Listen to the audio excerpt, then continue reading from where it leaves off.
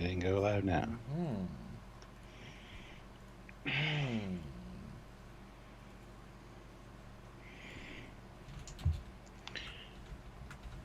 Hey everybody, we're back. It's just a normal day, isn't it, Stuart? Just a normal average.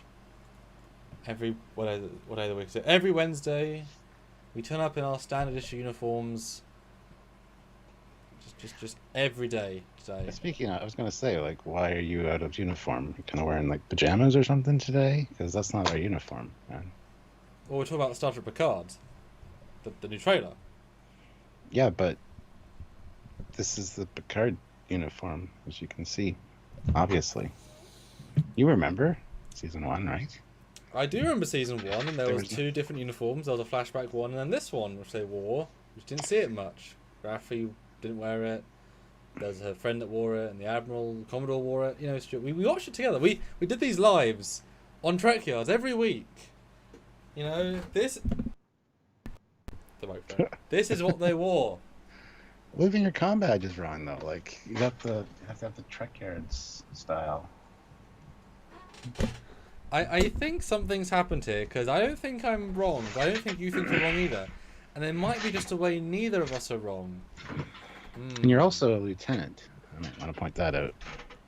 Because they're shinier, stupid-looking pips. I thought they were more appropriate than the normal ones I have. Could put on my shiny captain's pips. Oh yeah, I never got Picard. I never got Picard. Because this is Brett's badge, and this is actually Nim's version of the uniform, so it's not tailored to me exactly.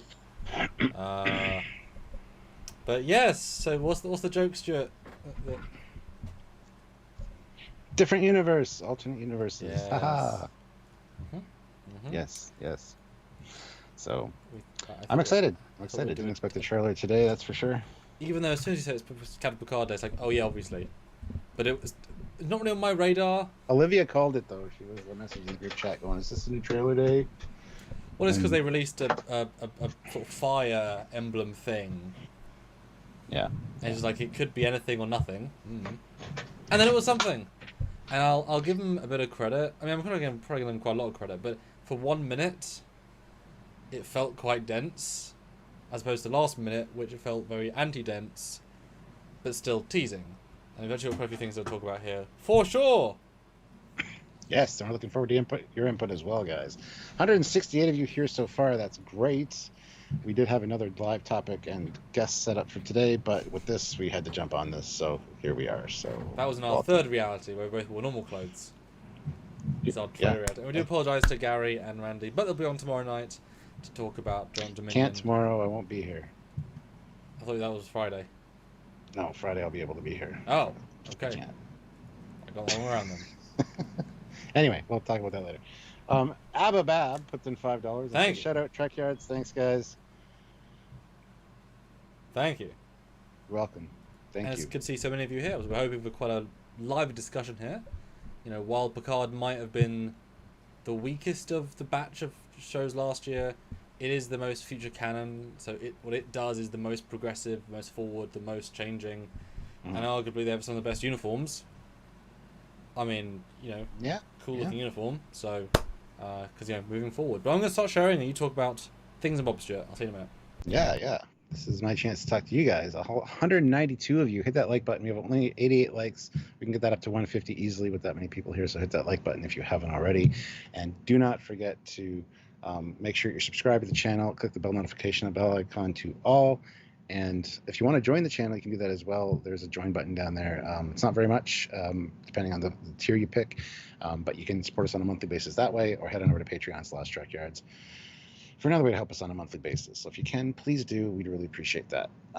Also, if you want to super chat, as Abba Bab did, we want to hear your thoughts. We want to hear your ideas about this trailer, good and bad. We'll talk about it and kind of break down what we've seen and piece together what we can, because we already got some other teaser images before that we talked about. So if you guys are able to do that and have your voice, we read all the comments and questions. So if you can do that, please consider doing so. But yeah, be sure to hit that like button. It's like the easiest, cheapest way to help us out and show your support for Trekyards and we really appreciate that. Also, there is the stores down below. There's the Teespring store and the new T Public store, so go check that out. There's some cool Trekyards merchandise there. Quite a few people have been ordering shirts lately from the T Public store, which is the new one, because there are a few different styles there that aren't on the Teespring store. So if you want to check those out, we'd really appreciate that as well. So by all means, head on over there. The links are in the descriptions of all of our videos, but they are down there right now. So if you can, please consider doing so. We'd really appreciate that. Over 200 people here now with 101 likes. That's pretty good. But like I said, I think we can get 150. So another 49 people to hit that like button would be greatly appreciated. If everybody did it, we'd have 196 likes right now, because there's 196 of you here. The numbers kind of fluctuate as we go. So by all means, do what you can and help us out as you can, because we really, really, really, really appreciate that. So, all right.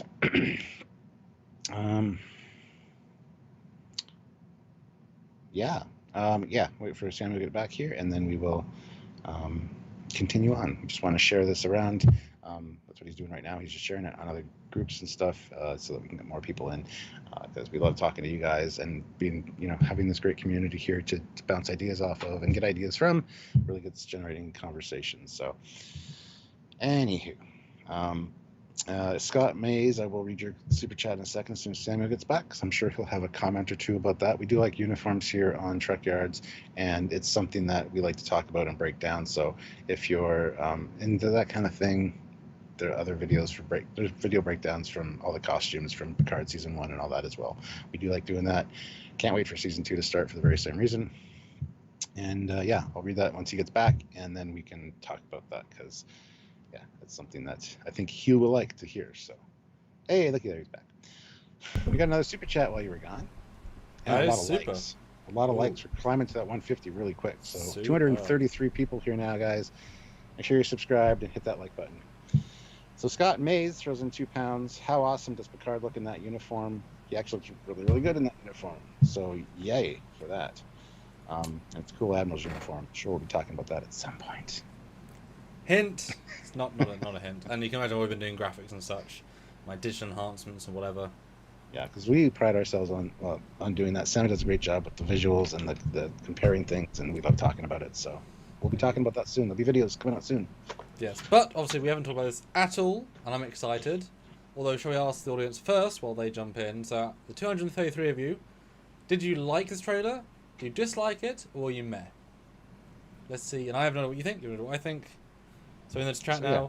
Like, dislike, meh. Easy, nothing radical, just the basic, and then we'll go into depth. Yeah, put one word in just so we can know where we stand with you guys. Matthew DeFreitas, $2. Think we'll see Picard not resign from Starfleet. Maybe that's the case. We'll talk about that. I mean, you can be rehired. I suppose. No, I'm sure lots of times that's happened. All right, now they're coming in. So we got a meh, like, meh, yes. Awesome trailer, liked. Found it interesting, didn't see it yet. Loved, I did enjoy, haven't seen it. Confused, like, meh. Holy crap, guys. Meh plus, you guys are really, spamming the chat like we wanted, so thank you. Loved, I'm going to go. Abba says, haven't seen it yet, we'll be playing it. No, because copyright. Yeah, we can't play it, unfortunately. You can look it up. It's still online, so. And the region locked version is available on YouTube, but on StarTrek.com it's non-region locked, and also on their Twitter and their Facebook it's non-region locked. So it's not that hard to find. We've got a few mostly likes, though, and I haven't seen one dislike at all, really. Yeah. Or was there? Not bad. That's a meh. Hell yeah. Yeah, no, you're right. Yeah, quite a few mares, but no dislikes yet. Oh, that's interesting. Okay, so Stuart, Captain Foley.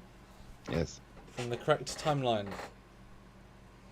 With the Trekyards uniform. What do you think of this trailer? I loved it. Just the introduction of Q was great. Old man Q. Yeah, and just the way what he said as he came in was fantastic. I love the Picard's already wondering what the hell's going on. He's wearing a different uniform. He's got a Delta on, which is an altered Delta, and he's it was great. And then to end it with, I saw 7 of 9, and the first time I'm like, okay. And then it's like she does this, and like, I didn't even realize that she didn't have her implants on, because I've just seen so many pictures of her lately without the implants. So, Yeah, that moment, I clocked her as having no implant instantly because of how the makeup is. So I was like, okay, what's the reveal? So I was looking for everything else apart from that.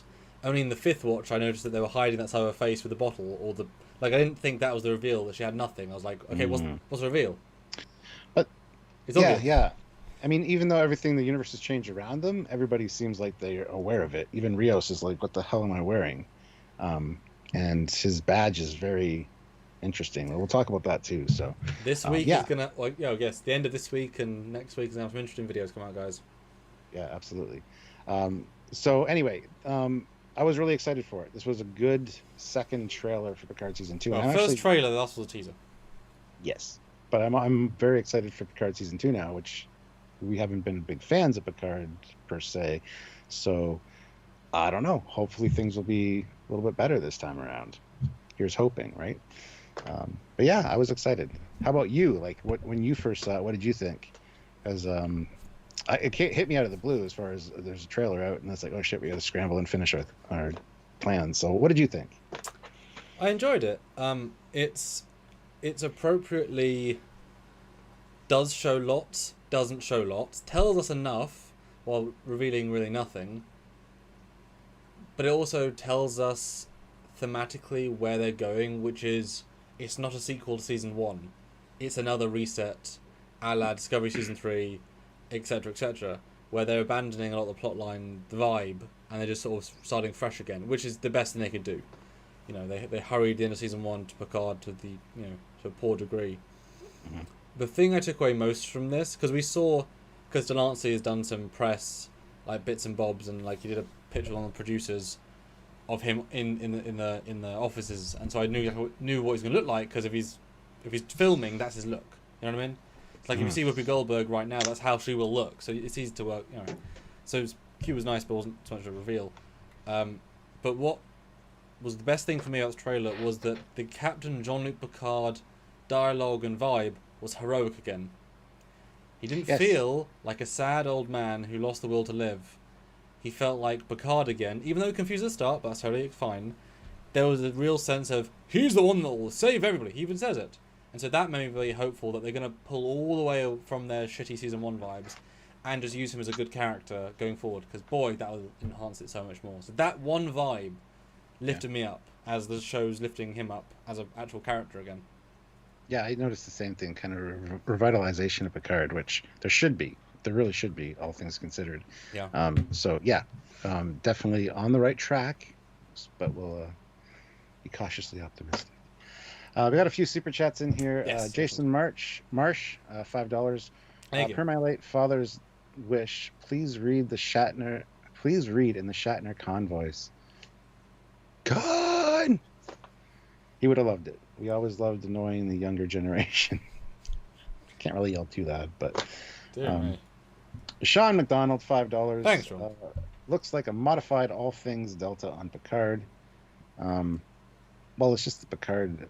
Yeah, it's been this way for over a year now. Yeah, the whole season was like that. So. Yeah, it is just the all good things, but tweaked a little bit, which is a fine concept. Like, we gave him credit for it. It doesn't look as nice without the gold and with the chrome. It blends in too much, but design-wise, it's basically the same. Mark Lawrence, $5. Thank you. Picard. Star Trek Picard season 2 equals our time is broken. Can you help us make it go? Yeah. There's a few things I want to discuss on that front as well. Right, even to the split Delta. I'm hoping that there's some kind of something's not right here. Before the other Deltas that we've already talked about with the leaked images. So I'm hoping. As we know for certain, they are filming seasons 2 and 3 at the same time, or at least back to back, I should say.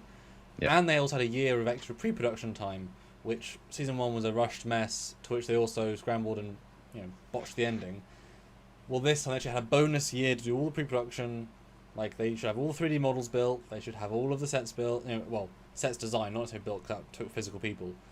They should have all the stories worked out, all the characters worked out. So they should have their full 2-season arc nice and bowed, as in with a little bow. And so my guess, actually, just from the vibe of this, is this is not going to be solved in the first season. of this season. Mm-hmm. I think there's going to be a full to give it the breathing room it needs. Because if you're changing all of reality, if you had two seasons, it's only 20 episodes, which is less than a normal TNG season. So you're actually getting less time than any of the other shows, even for one season. But in this context, 2 seasons. So I wouldn't be surprised if it's a full 2-season arc, which will give it a lot of payoffs and setups and breadth of potential. Well, as I was saying, like with the 7 thing, one thing I did notice after I noticed her implants were gone and rewatched it again, she's actually got a wedding ring on. Mm-hmm.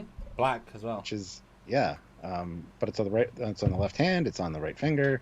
So I clocked a ring. Chakotay maybe. Raffi, maybe they got married though. Anyway, we'll talk about that. Yeah.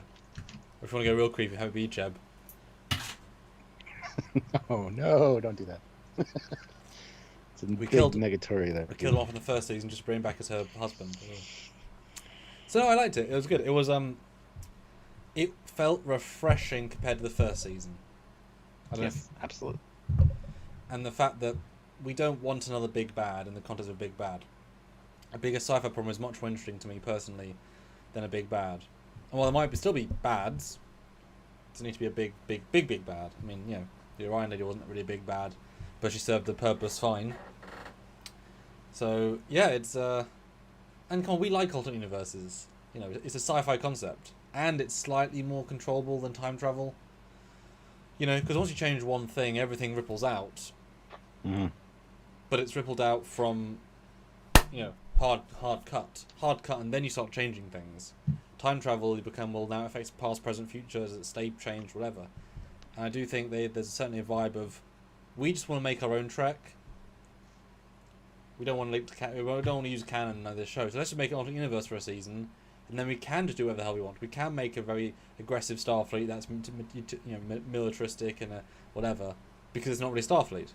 And at the end of the 2 seasons, bring them back, and you still have your dark and gritty adventure show, and not really mean anything in the grand scheme except to make them money. But if it's an interesting story, that's okay. Don't affect canon, yeah? One thing I want to say is we have 301 people here, which is fantastic numbers. It is. Guys, make sure you subscribe to the channel, have the bell notification icon, click to all, and hit the like button. We hit our 150 like goal. Let's get to 200 now, or 250. We can easily do that. So thank you guys for joining us. If you're new here, check out the links down below. There's the new store and a whole bunch of cool Trekyards merch and stuff. So check that stuff out. Mm-hmm. I just want to address all the new people that were here that weren't here when you were sharing it earlier. So welcome, guys. Welcome. And it's lovely to see those that jump back in when we talk about the new Trek. Yeah, absolutely. Welcome back in. So let's start going through it then. The scene by scene approach. So it starts as kind of where we left off. So he's, spoilers, he died. His memory engrams are resurrected in a golem. It was a stupid thing, but whatever. And now he's returned home. Except no. Well, A, no one's there that we know of, but B, he's also not in his normal uniform. So this isn't even Picard starting at the start of the season. This implies that right at the start, things are going to change. Mm-hmm. Even the first clip will be he wakes up and the universe isn't right. So that might be the mystery of why the universe changed.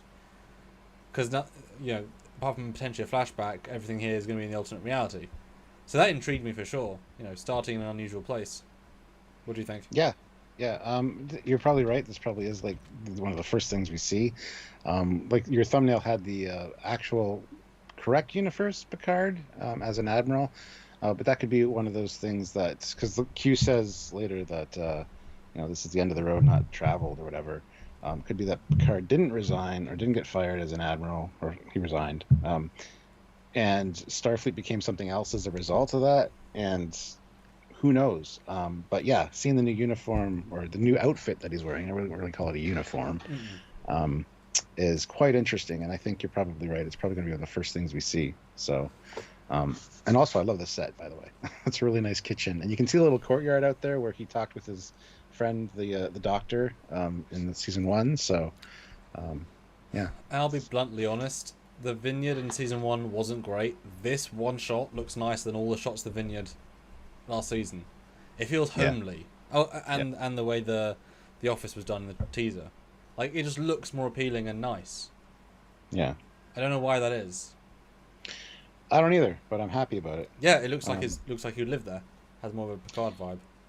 Dom Blanco though puts in $5. Thank you. You punch Q once, and he takes a 28-year hiatus. Welcome back, old friend. Picard didn't miss you, but we did.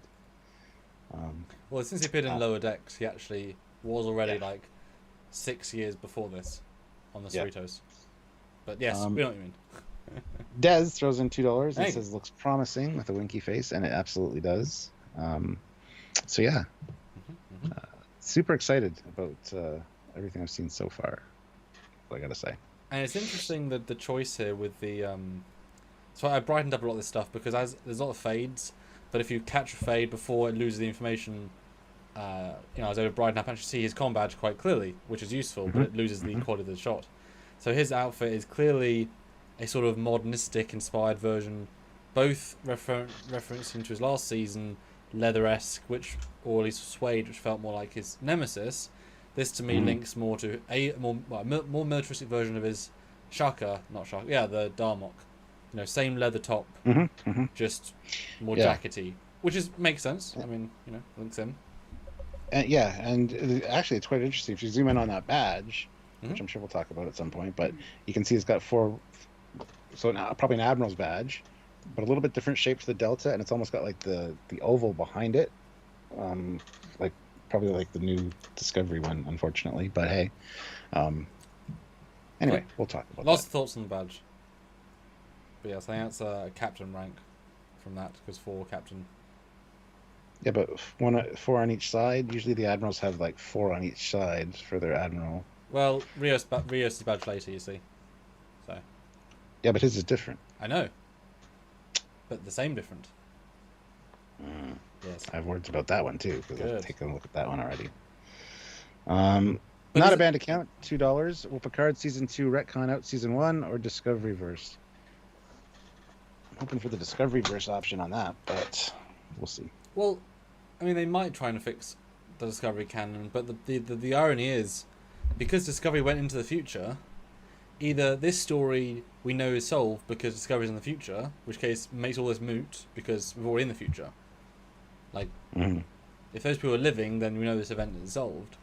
Or, as it should be done, because it makes sense, they went into the future of that point in the timeline, things can change after and before that, because they went to one version of the future, so then it allows you to have both your cake and eat it as well. And they might even, show, he might even take him to the Discoveryverse as a way of saying, look what happened, X, Y, and Z. Because if you're playing with time being broken, then that might be the best time to try and retcon the Discoveryverse as a separate thing. I mean, we've said that every year for every show since. But wouldn't that be the smartest thing to do, to retcon a retcon and then let them be fully free? Now's their chance. They've got Q. They've got a godlike being that can control reality. And that's what you joked since the first episode. He can do that, and Discovery's back to being looking like Prime. Yep. That would be very nice. I doubt they'll do it, but again, it's there for the the taking if they want to do it. So. Yeah. Yes, early start tonight for Furious Fans. We probably have a few things to talk about, so thought we'd start a little bit early. So welcome. Hit like, guys. We have 360 people here now, 192 likes. I mean, hit that 250. like button. Come on, we can get 250 likes. So you should click like right now. That was my next goal. I was going to say 250, but you stole my thunder. 250. But that's good. As I might just say 250. So hit that like button if you haven't already, and make sure you're subscribed if you're new here, because we love having these conversations with I you guys. still see 193 though. Come on, click the like button. I double dare you. There's a delay. There's a delay. I It's there. double It's dare not you 195. With sugar on top. You can press that button. You can do it on a phone. You can do it on a laptop. You can do it on an iPad. It's free. You just press a button. We all love to touch our phones. Go boop. So click the like button. Boop. I want to see 250, and then you could be one of those 250. Do you want to be in with the cool kids? Look at us. We're the cool kids right now. Are we though? Well, wearing not a great badge, but TX our way, £10. I will only watch this as the reviews shows. If the reviews show a huge improvement over season 1, I am fed up with Trek and the dystopian disrespects canon and has stories that are so bad I lose suspension of disbelief. Well, yeah, tune in for our reviews if you don't want to watch the show, and then decide whether you want to watch the show, because we're very fair with the show. We talk about the good and the bad. That's what we do. So, But yes, I agree. Like, we review them because you guys want us to, and because yeah, you know, we like the uniforms and the combat and the phasers and all those fun things. we do. You know, and the fact is, you know, if we don't analyze it, you never know who's watching our shows to then say, "Ooh, I think we could change or improve our show based on this, etc., etc." You know, with positive creative sort of criticism, because they know what they did wrong too. You know. Hope so. 20 more likes. Let's get to 250, guys. Hit that like button. SWTX Chaser, $5. There has to be a credit scene where Q starts dropping Discovery shuttles all over the timeline. Be a good in joke. Want me to mess with the timeline, Jean-Luc? You want me to fix this? Snap. And then just a shuttle appears in the background. That'd be hilarious. Won't happen, but it'd be hilarious. Not a band account, $2. Will season 2 of Picard apologize more for being a failure? Well, it'll apologise by resetting and going forward. Well, resetting the entire universe. I mean, that's kind of, you know. The first thing they need to do is have Q say, this new body won't do. And he's like back to being Picard again. It would be great. I mean, there's so many plot lines in all of Trek they abandon for different reasons. And I think this would be a situation where we do literally get to scene 1. Picard's going to wake up. Maybe on like a different ship. Because I think this is semi-uniform, or a uniform-esque. You know, so not like actually a traditional uniform, but if this is a darker future, then he could be, you know, an enforcer or some sort of, you know, spy or whatever. And he's presented with this whole new reality, and he's human again, and with a human heart. So that takes away your problem of having him, whatever. And then maybe by the end of season 3, Q gives him the present of having his original body back as a well done for saving the universe. And then they mute the entire point of Alan Golem, which was just a, you know, Deus Ex Machina anyway. And then, you know, it means nothing. Because the thing is, they can change things as they go, as annoying as that is. So they can fix that stupid canon thing by just fixing the stupid canon thing, you know? Yeah. Dan23 says, some people say if Trekyards likes it, then if Trekyards likes it, then it's not good. Well, who would say that? We were kind of hard on Picard, honestly. It wasn't our favorite of the new Trek, so... but yeah, those are the haters out there. If we like it, then we're shills, right? So it won't be good. Whatever. Yeah. Sick of that. Yeah, but you know, we're honest and we're not biased, and we're going to call out canon problems where they lie, because that's the most important thing. As in, they can call out.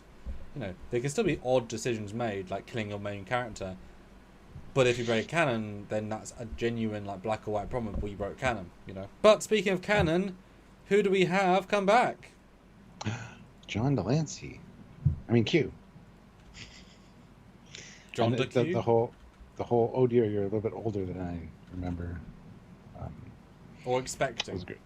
Expecting, yes. Which is different. Expecting is weird, though, because why would you be expecting them to look anything but... Because it's Q, man. But that implies that things are going wrong.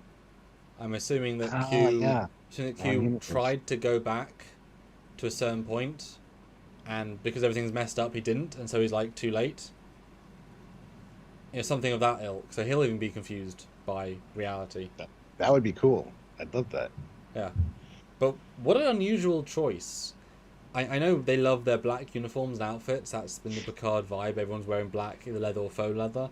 But yeah, Delancey is known to replicate Starfleet uniforms and be garishly bold. Now, his vibing sort of Picard's outfit, you could kind of argue, like he's a semi-copying. And if you're going with, he copies outfits. But what a drab... Like, this looks like John Delancey on any other sci-fi show. I was surprised by this. I'm sure it means something, but I was like, okay, that was a choice. What do you think? I totally agree. One of the first things I thought when he showed up was like, he should have been wearing a TNG captain's uniform. And then he goes out of it. Yeah. That would have been good. Yeah. Yeah. Hopefully they'll maybe start with a de-aged him with the full TNG, and then he'll jump into this, because that'd be a strong payoff. Or no, it'd be in Voyager, wouldn't it? That was the last time we saw him. But yeah, start with Voyager, de-aged, and then... Yeah, that'd be great. Like just a callback like that right away would be fantastic. Medallion says Black Alert. Yeah, the uniforms clothes all suffer from Black Alert in the new Star Trek. Yeah. We got a few super chats. Let's get to those real quick. Oh, brilliant. Sean McDonald, $5. Thank you. With the Paramount CBS merger, they can pull from all the shows, all the movies, and all the new Trek. I'm picturing some some kind of massive timeline reset. Oh, yes. Yeah, that's true. Please. TXR Way, £2. I think your reviews are very fair. Well, thank you. We appreciate that. And Nightbringer says, I think you guys give fair reviews. It's odd to me that people have to take it all personal and try to flame or troll you guys because you have different take up than them. Yeah. Yeah. I agree. And Ababab, $2. Your reviews are so fair I had to super chat twice. Aw, thank you. Appreciate that.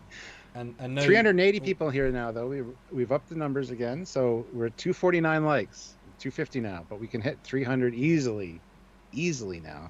Hit that like button right away if you haven't, and make sure you're subscribed if you're new here. I'd like to see you guys. And No You says, none of the new shows are dystopian or disrespect canon.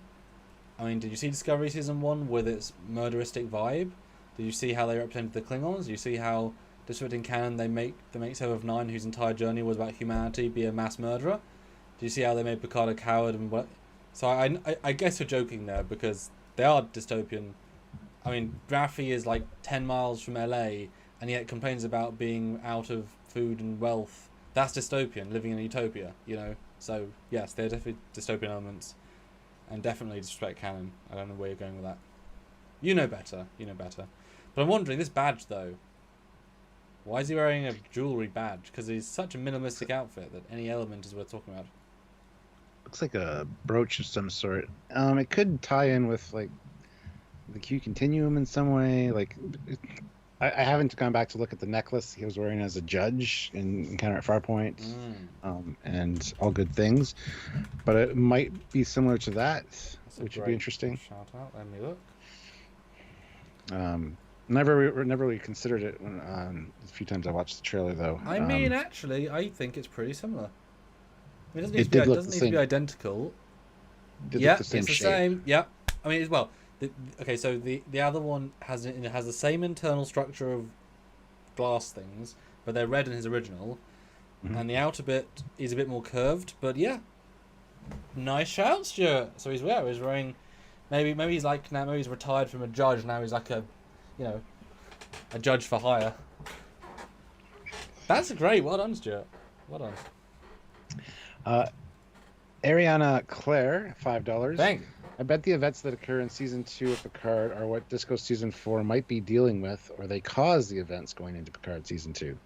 See, that might be a distinct possibility, but again, that's 900 years in the future. So for that change to happen here is a little bit suspect. Besides, everything's already changed. So. And also that basically says all of the history in between is irrelevant because these 2 points are most important. Yeah. And there's a temporal Cold War in between as well. Yeah. Like, but No You says, you're overthinking it. It's not dystopian. Do you know what channel we have where we analyse and break down?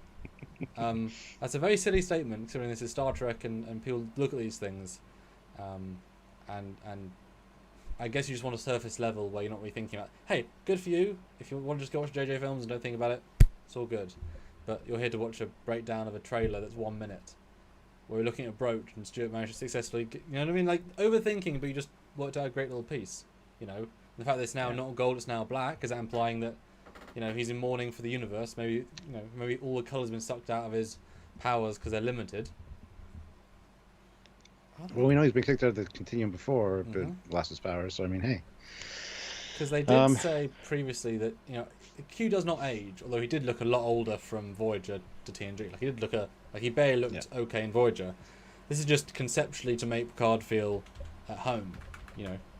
So I'm fine with that. Yeah, that's what I'm hoping for. I hope they're not actually physically going to make Q the being, I've retired now and now I'm old. It's like, no, you're very old. Well, his line of "you're older than I expected," I want him to change his appearance, or I made myself, line up with you as a result. there's got to be a line of dialogue saying something like that. I'm sure there will be. Well, and maybe he says, because the costumes have such similarity, like visually, and he always mimics. So maybe he starts off as one and says, "Oh, Jean-Luc, you're so drab now." Boom. Yeah. But he's still. So that would be, that I think would be very apt. Yeah. Sergeant Montgomery, $5. Maybe Q changes it so he never sends them to the Delta Quadrant, and they never meet the Borg. Also, why Seven doesn't have implants. Also, why Seven doesn't have implants. Yeah, we'll get to that point soon. This Seven doesn't. Yes. This Seven body. And John Chanel, $10. Could the events in season 2 be tied to the Temporal Cold War? I was wondering that actually once you mentioned the Temporal Cold War, Samuel. I was like, black uniforms. Daniels had a black uniform, which had kind of the ridging and ribbing on it. Could be that they're temporal agents at this point for some reason. And we see Soji or Daj later as well. She's wearing a white dress, though. But, yeah, possibility. Well, I mean, if they want to be very literal with Temporal Cold War, perhaps that changed reality, and that's... Because, I mean, reality does change. I mean, the Xindi War was never meant to happen. That was a reality change that they had to deal with. Mm-hmm. Even if they have to reset it, it still happened. They still had to deal with it in this timeline. Possibly? Although Picard seems so confused. I'm assuming, based on the vibe of it all, that like I say, he either wakes up, because we know that we know that why would he put the uniform on though? If I think he's going to just... Well, he wakes up in it. He wakes up in this body. Oh, yeah, okay. Yeah, because my assumption is that because Q's power is we've already shown that he can move Picard's consciousness between several bodies of himself, either by practically creating an alternate universe or time travel, but without being literally connected as a linear passage.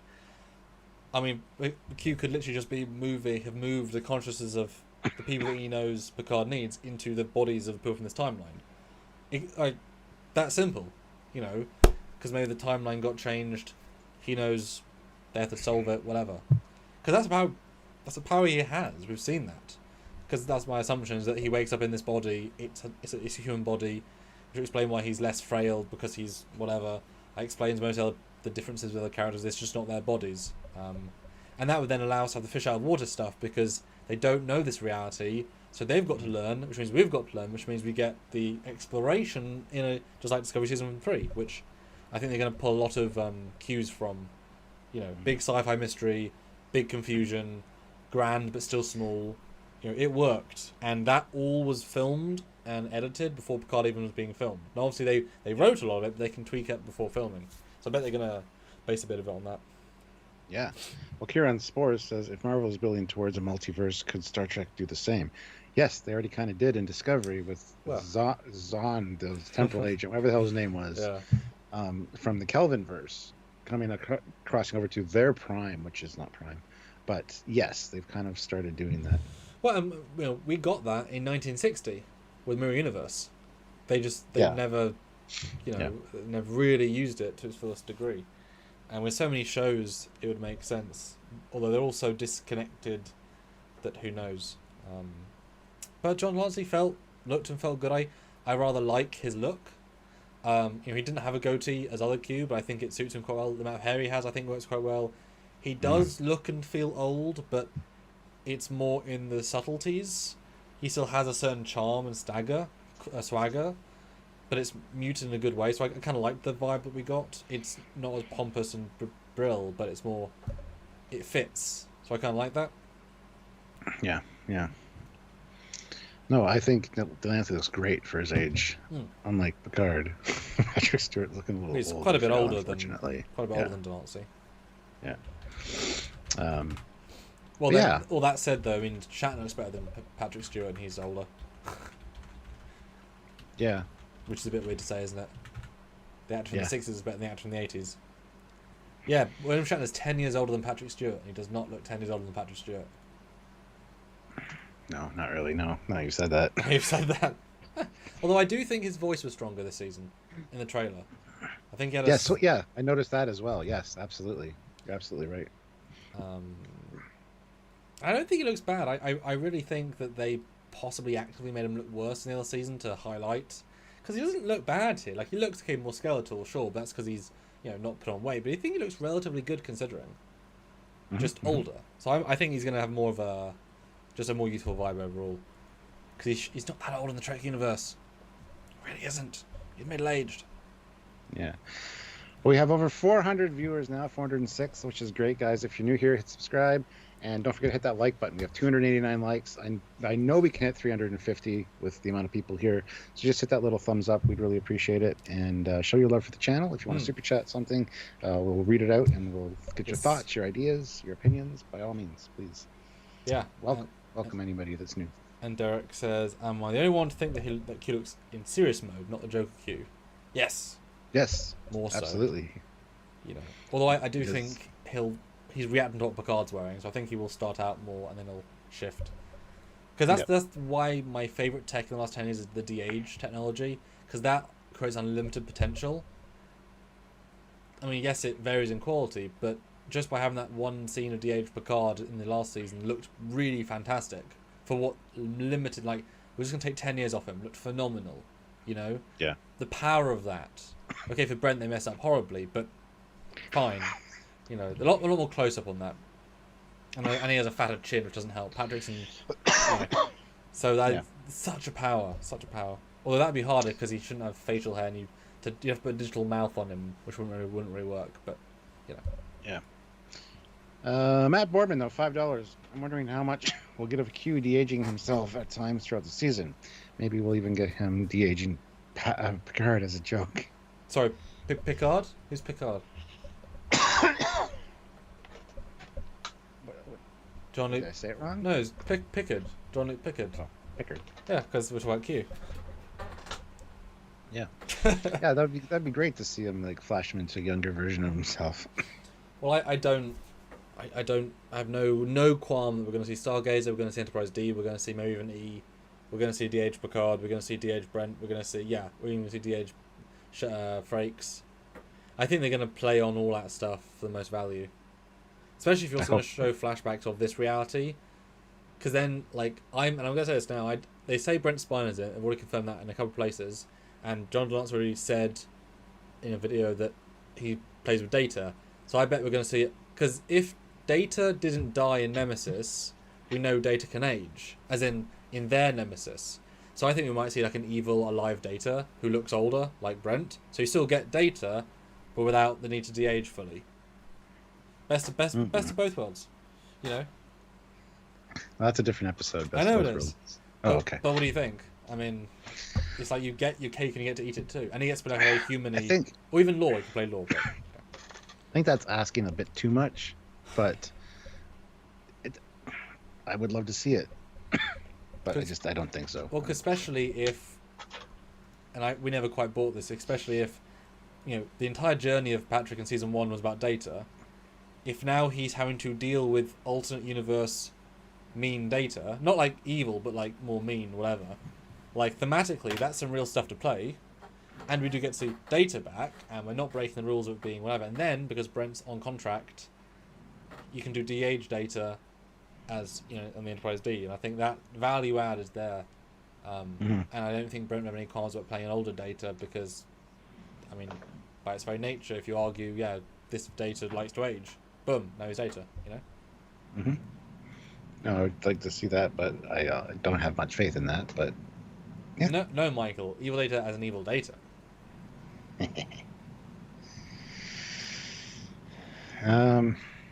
Yeah. So let's go to the next scene then. Yes. Which starts out with a split delta. God damn it. But that's the Picard one. That's one they've used all the time. I know. And then we get a really interesting image, full of stuff, fully socially distant. Let's see. We got Cardassian, Bajoran, Vulcan, Cardassian? San Francisco. Cardassian on the far right. It's flag, right? That's Bajoran. No, it's the one in the middle. Oh, the one on the very yes, far right. Yeah, mine's not zoomed all the way out. That's why. Yeah. I'm Cardassian, Bajoran, Vulcan, Starfleet's Academy, Starfleet Command, of the United Federation of Planets. I'm not sure what that other one is, and then Klingon. I don't know if the other one's Andorian, Don't think it's Andorian. but I don't recognize that one. Why is that not all the way? And note the Klingon is now different. It's now got a top piece. Now got another piece to the puzzle. Could just be the way the flag's folded, though. But yeah, interesting. Because we haven't seen the Klingons for a while, and it's quite interesting to show them. But this gave me nice vibes. This is Star Trek, And Raffi's sitting by the United UFP flag, so this is probably a flashback. Well, that's a discussion for a moment, but I think this is a lecture at Starfleet Academy, based on the fact that you have Academy right there next to him, but also on the windows. Look, almost windows. You've got Main Command Academy. So I bet this is him giving a talk to the Academy. Yep, good call out there. Yeah, absolutely. Some sort of cool day of learning, because preaching tolerance and equality. This would be a great scene, if you want about good Star Trek values, having the famous Captain Picard before he left the service giving a speech to the Academy, allowing them to then show a massive set of aliens. Okay, it's expensive, but you get to show all these people working together. You get to set up all the different equations of, you get to see a Ferengi in uniform and everyone's together unified, and you get to see the Klingons in proper makeup again, which solves that issue. Like, symbolically, as a scene, it's saying, here is all of canon, all in our current version. It's all good. It's all good, baby. It's all good. Yeah. And you can even have a Rom cameo. You can even have a Worf cameo, depending. Yeah. In this sort of like, because it has a certain fun feel that I just really resonate with. And Dan 23, yes, we pointed those out. Those are the Starfleet Academy things on the background there. Ariana, a commencement speech. Yeah, absolutely. And why did Vulcans have their own flag, the part of the Federation? But they weren't always. They've been part of the Federation for like 300 years. They were Vulcans for thousands of years. Why would they lose their own flag? That's silly. And yes, it's the Ferengi flag, not the Cardassian flag on the furthest right. Oh yes, you're right. Yep, absolutely. And they say it's the Star Trek 6 flag, but it's not. 'Cause it's got more lines. Somebody's pointing out that the unknown one was Tellarite. So, I'm not really sure. It makes sense as using the races, although I don't remember their flag. Not to say they can't invent a flag. Well, it's not Andorian. Oh, okay. It is. Oh, okay. It is. Yeah, I've never seen this logo before, but it is apparently. And it's faithful. I mean, they do a good job.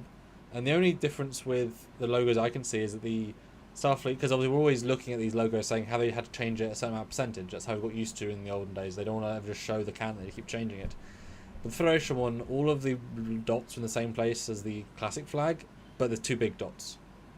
There's 3 big dots in one version, and there's 2 in another, but all the small dots are in the right place. It's just this first one with 2 dots that are in unison, but that in itself... Oh, there's 3 dots. There's 3 dots on this flag. Oh, you're right. It's just folded. You're right. I didn't see that. Yeah, so it's exactly the right flag. No changes. Phew. Total random reviews. Puts in $2. Is that a Cardassian or is it a Ferengi? It's Ferengi. I misread it. Sorry. Although it's interesting, it's got red and green. But it's it's just interesting because if these are the people, if Bajor's that important, if Kronos is that important, if Ferengi are that important, that implies a really good point of peace, It looks like Bajor definitely joined the Federation by this point. Sorry, Writer's Room Season 8. Yes. Anyway. And it's worth noting that these guys are wearing this uniform, or at least primarily this uniform. They're not wearing the flashback version, which is distinct with the lines. That you can tell from this long shot. But then, obviously, you cut to the close-up, and it's almost the same as his flashback Admiral's uniform, which is why the confusion is there, because in the flashback Admiral's uniform, he has the lines on the shoulder. We obviously can't see his hands, but he has the higher collar of the new uniforms of the old ones. Well, it's a weird hybrid. It's also got that, and we'll talk about it fully, but it either is a new outfit, or it's the Admiral's uniform in between, because now he's using the new com badge, while using they're also using the old uniforms. Mm-hmm. But he's not digitally de-aged as far as I can tell. But that might not have been done yet. So I'm not going to judge when it is, because he hasn't been de-aged. That might not have been an effect that's done yet. So I'm not going to commit until we do our full discussion on it, if it's actually a flashback, or if it's a present that he's recommissioned because he looks old again. Yeah. Could be either. I think it's a flashback because Raffi's back too. Well, they could have got an editor back in. Yeah, I don't know. It doesn't tell us either one, unfortunately. Well, 438 viewers, though. That is fantastic, guys. If you're new here, hit subscribe. And do not forget to hit that like button. We're at 322. I was asking for 350. We can probably hit 400 with 440 people here, but let's go for 350 still. If you haven't hit that like button, please hit that like button. Jump us up. Thank you. And weirdly, given almost 450 people, our super chats are super light, which is odd considering there's triple amount of people for a TNG review live. So, guys, I want to see some $5 in to know what you think about this uniform or this whole trailer. And keep in mind, there will be breakdown videos based on this from us on the com badges, the uniforms, and all that. I'm sure. So, but yeah, super chat your thoughts right now, guys. Surprisingly light considering how many people are here. All right. Well, next scene that's Eleanor and Raffi. Yes, Elnor. Both with totally different haircuts, which shows their alternate universe selves. Yeah. And they're running from something. And they're kind of... I wouldn't be surprised if this was that planet they went to in the previous season. Starlight Rag, whatever it's called. Oh, yeah. Yeah, can't remember the name of the planet, but yeah. Star City Rag, I think was the episode. Because that kind of feels like it would be this. And it looks like the place where Obi-Wan and Anakin went to get death sticks, or not get death sticks. Yep, it does. Or it kind of feels like a Star Trek 5, like part of that set. Ooh, yeah. But it tells me that they're going to suddenly wake up in these bodies and they're being chased by people, and clearly not looking like themselves, which I like. Free Cloud. Thank you, Matthew. Boom. Free Thank Cloud. you. Yeah. And I kind of like their looks. You know, just different, and different is good in the sense that they're trying to be different people. Certainly not Starfleet, certainly not whatever. I would be surprised if Raffi was even in Starfleet in this reality. You know, really take him a different direction. Mm-hmm. Yeah. I liked it enough. Yeah, not much else to say on that one. Yeah. Then we've got a younger looking Varys. But that might just be the head, the more free flowing hair and uniform or costume. Which I'm glad she's back. I did like the character, even though she had an Irish accent. I don't care. I really enjoyed the character. So, and that's who he was calling at the beginning of the trailer when he's trying to figure out what the hell's happening when Q shows up. So, she's still around. But is this Prime or Picard Varys? Because definitely a different feel. I wouldn't be surprised if maybe he has to go find her at one point. Because it doesn't necessarily look like Vineyard. Like, it clearly could be. But I think it is. The scones, the wall, the lights on the wall are the same ones that were behind Q. Okay. So she doesn't look like Varys from season 1, though. Like, even the ears look different to me. I think it's just because the hair is pushing them. That's true. Just like the masks pull our ears forward. That's and true. You're like, what? Yeah, that is true. But even just the makeup, she just has a different vibe. So I don't know, I think it's more interesting if they start in the alternate reality and he has to go find Varys who trusts her.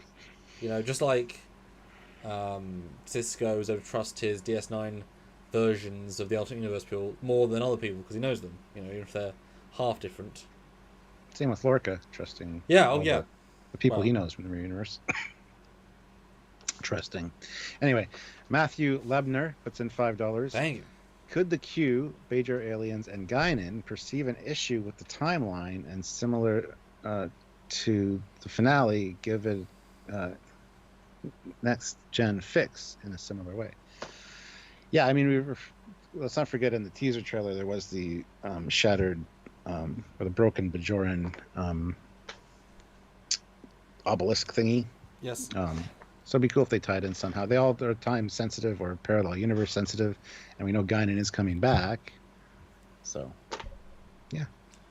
Yeah, I mean, the only problem with that obviously is that the time cops 20th century are immune to these timeline changes, so they should be able to step in. As is Daniels and his group, if they're in their time ships or one of their bubbles on. So, these things are already established as being protected from the timeline changes. So, you don't need a wormhole alien if they've got the guys that are literally trying to do this. That's the whole point of the Temple Cold War. People change time, they fix it. Yeah. That's why it's more interesting if they are themselves sent to an alternate universe, which is then out of the purview of these other people. That makes more sense logistically, and it's not time travel then; it's swapping universes. And if you need, they say in Discovery it becomes complex to transverse universe at a certain point, but certainly it's not available in this part of the timeline, and if it's a new universe as well. Like if you're stuck in an alternate universe, how do you find your own universe again? How do you find which one is the right one? Yeah. Well, two things here. Yeah. CJC Krager says, where can we find the trailer in the UK? You said there was one that wasn't region locked. Yep, on the Facebook page and on the Twitter of StarTrek.com and StarTrek.com. All three are not region locked, which is great. Yeah. And Ryan Hale says, is she de-aged here? And I was thinking the same thing. She does look a lot younger, or the makeup's really good, just the soft lighting. But she does seem a little bit younger here, so it could be some de-aging going on. Hard to say, honestly. Yeah, I mean, that's the thing about subtle changes in makeup. It can make a big difference. Because she always felt quite... Yes. Not gruff, but that sort of worn, experience worn. This she feels fresh. I think there's more on her makeup and on her eyes and such. Then we get a picture of buildings, which I felt they just threw in because it's some other visual. I'll be honest. Looks like Toronto. Looks like you're one of the parks in Toronto looking at the skies. That's all it looks like. And then we've got Daj Soji. It's a very modernistic looking thing. Yeah, not much to say here. She does have the two circles still, though. And we're not sure if it is Soji or Daj, but... Well, one's dead. Unless it's the alternate universe. That's what I'm saying. But to create them, though, you need to have Sung and Data and Law and B4 and Nemesis. You'd have to have all those steps. So it's very unlikely I doubt she existed. Because that would be interesting if she's then the only one of her kind in this reality. Or even if she finds or the opposite, where these people, in this reality, there are loads of synthetics. But she now feels so amazingly redundant. I really don't care at all where she goes as a character. Yeah. I wouldn't have been... I like the actress just fine, but I honestly wouldn't have been mad if she wasn't even in this season, Kind of like how Carol Marcus felt important in Star Trek 2 and then wasn't brought in Star Trek 3 for some reason. It's like, it's fine. But, she's here. I kind of had the same thought when I saw her. I'm like, really? Do we need her? Like, what's the storyline around her now? Because... That said, though, she's the Data character now. Can do everything, can hear everything, can fix everything, just younger and prettier. Like, there's... You know what I mean? She hasn't got much to herself necessarily, like... Except her love for Romulan guy, who I don't think is going to come back. Yeah. But speaking of people who don't need to come back... Girardi! And onto Rios, who do... No, I just don't care, Stuart. About Girardi? Yeah, neither do I. Just do not care. But I care about Rios. And that's what's next. And I didn't notice this before, but there is a delta on his chair as well. Mm-hmm. Oh yeah, his whole ship. The whole Lesserina. But we'll get to that in a second. Now, the vibe I'm getting for Girardi, though, is Borg, so I'm wondering maybe if it starts with a Romulan Borg prison. Are you getting that feel just because of the lighting? Well, it's very distinct, and it's the only thing we're seeing of her, and we know she has ties to tech like that. Well, maybe she's in a prison, a Federation prison for murder, so... Yeah.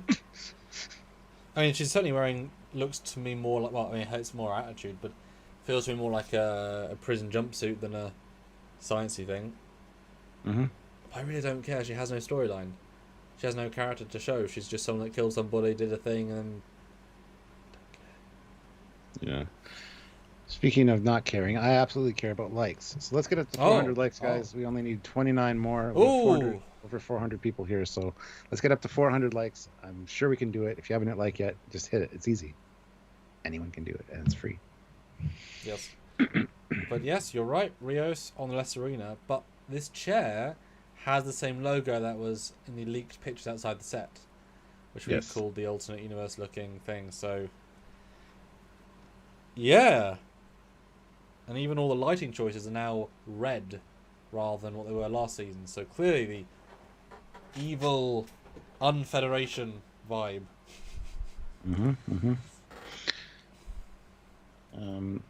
But I like what he's wearing. I like those tactical holster things. Looks good. Yeah, I actually really like the vibe here. It feels like it could be, a gun runner for the gun running branch of this unfederation. And it'll make the ship feel more in tune with the reality, I think. And just he has a fun swagger, because he was definitely the most impressive person in the season. We do get close. We do get close with the badge, though. As you can see, he only has one slit. Which yes, but it also looks like the handle of a sword. It looks like almost like the Mirror Universe logo has been altered and just slid down. The sword's down now. That's what I thought. I didn't see Picard's earlier until the enhancement, but the first thing I thought was that looks like the hilt of a sword. Like there should be a sword extending down from that. You know what I mean? That would definitely work. Makes sense. But yeah, that's kind of what I want to talk about there. So. But now you've seen the other badge, you can see he's an ensign in this. Yeah. Ensign Rios. But I'm glad they enhanced this because it's quite a distinct badge. Yeah, it's kind of cool, actually. Which we'll talk about later. In another video. And look at his bloody gloves. He's trying so hard. Cool. But they are cool, yeah. I kind of like him. Well, he does the holographic thing, so they're just holographic aid gloves, I guess. Or they project the holograms from the glove. Maybe. Wouldn't that be great if those don't exist this season because they want to save money? And so it's just real controls? Because they were so unnecessary. Because alternate universe, they can do whatever they want. That'd be so nice if it just has real controls. And they put that money towards de-aging Brent Spiner more, and Lance. They can make so many better choices, Stuart, My goodness. Yes. Then we have a group shot, which does show everybody looking weird. Raffi. The culmination of all the unique styles. Yeah. Raffi, Elnor, and Girardi, they're behind him. Which, who knows what that means? Well, it means he got them back together. Got the band back together. But he's not wearing his start of the season uniform. He's wearing his militaristic uniform that we saw him wear on the steps. Yes. This is later in the season. Yeah, it's good though. It shows he's his band. It shows his. This is when the voiceover says, we need to save the future. Like he's the one that's pushing it forward. He's the one that's being a hero. Because none of these people are talented in anything more than their field. Picard is a very clever guy, so it makes sense they're all going to turn to him, especially after the year they just had with the synths. So him to be this proper hero is damn refreshing. 10 more likes to get to 400, guys. Ooh. 430 people here, and 393 likes now. So hit that like button, guys. 7 more. You can be the one. You can be the 400th person to hit like. That would be awesome. I appreciate it. And Dystopian guy asks, could the normal and mirror universes have merged? No. What? That would be absurd. That makes no sense. They're actually drifting further apart, as we find out in Discovery. Yeah. So we know that when that happens. It's Matthew. Oh, I read that one already. Never mind. It's kind of outlawed by this time. Well, in this universe, it is. Yeah. I mean, they obviously going from more utilitarian. Forced conscription, and yeah. Yeah, they love having their dystopian Starfleets. Yeah. It's like getting Section 31 without getting Section 31. We hit 400 likes, guys. Thank you. And then we get the entire rest of the trailer. Yeah.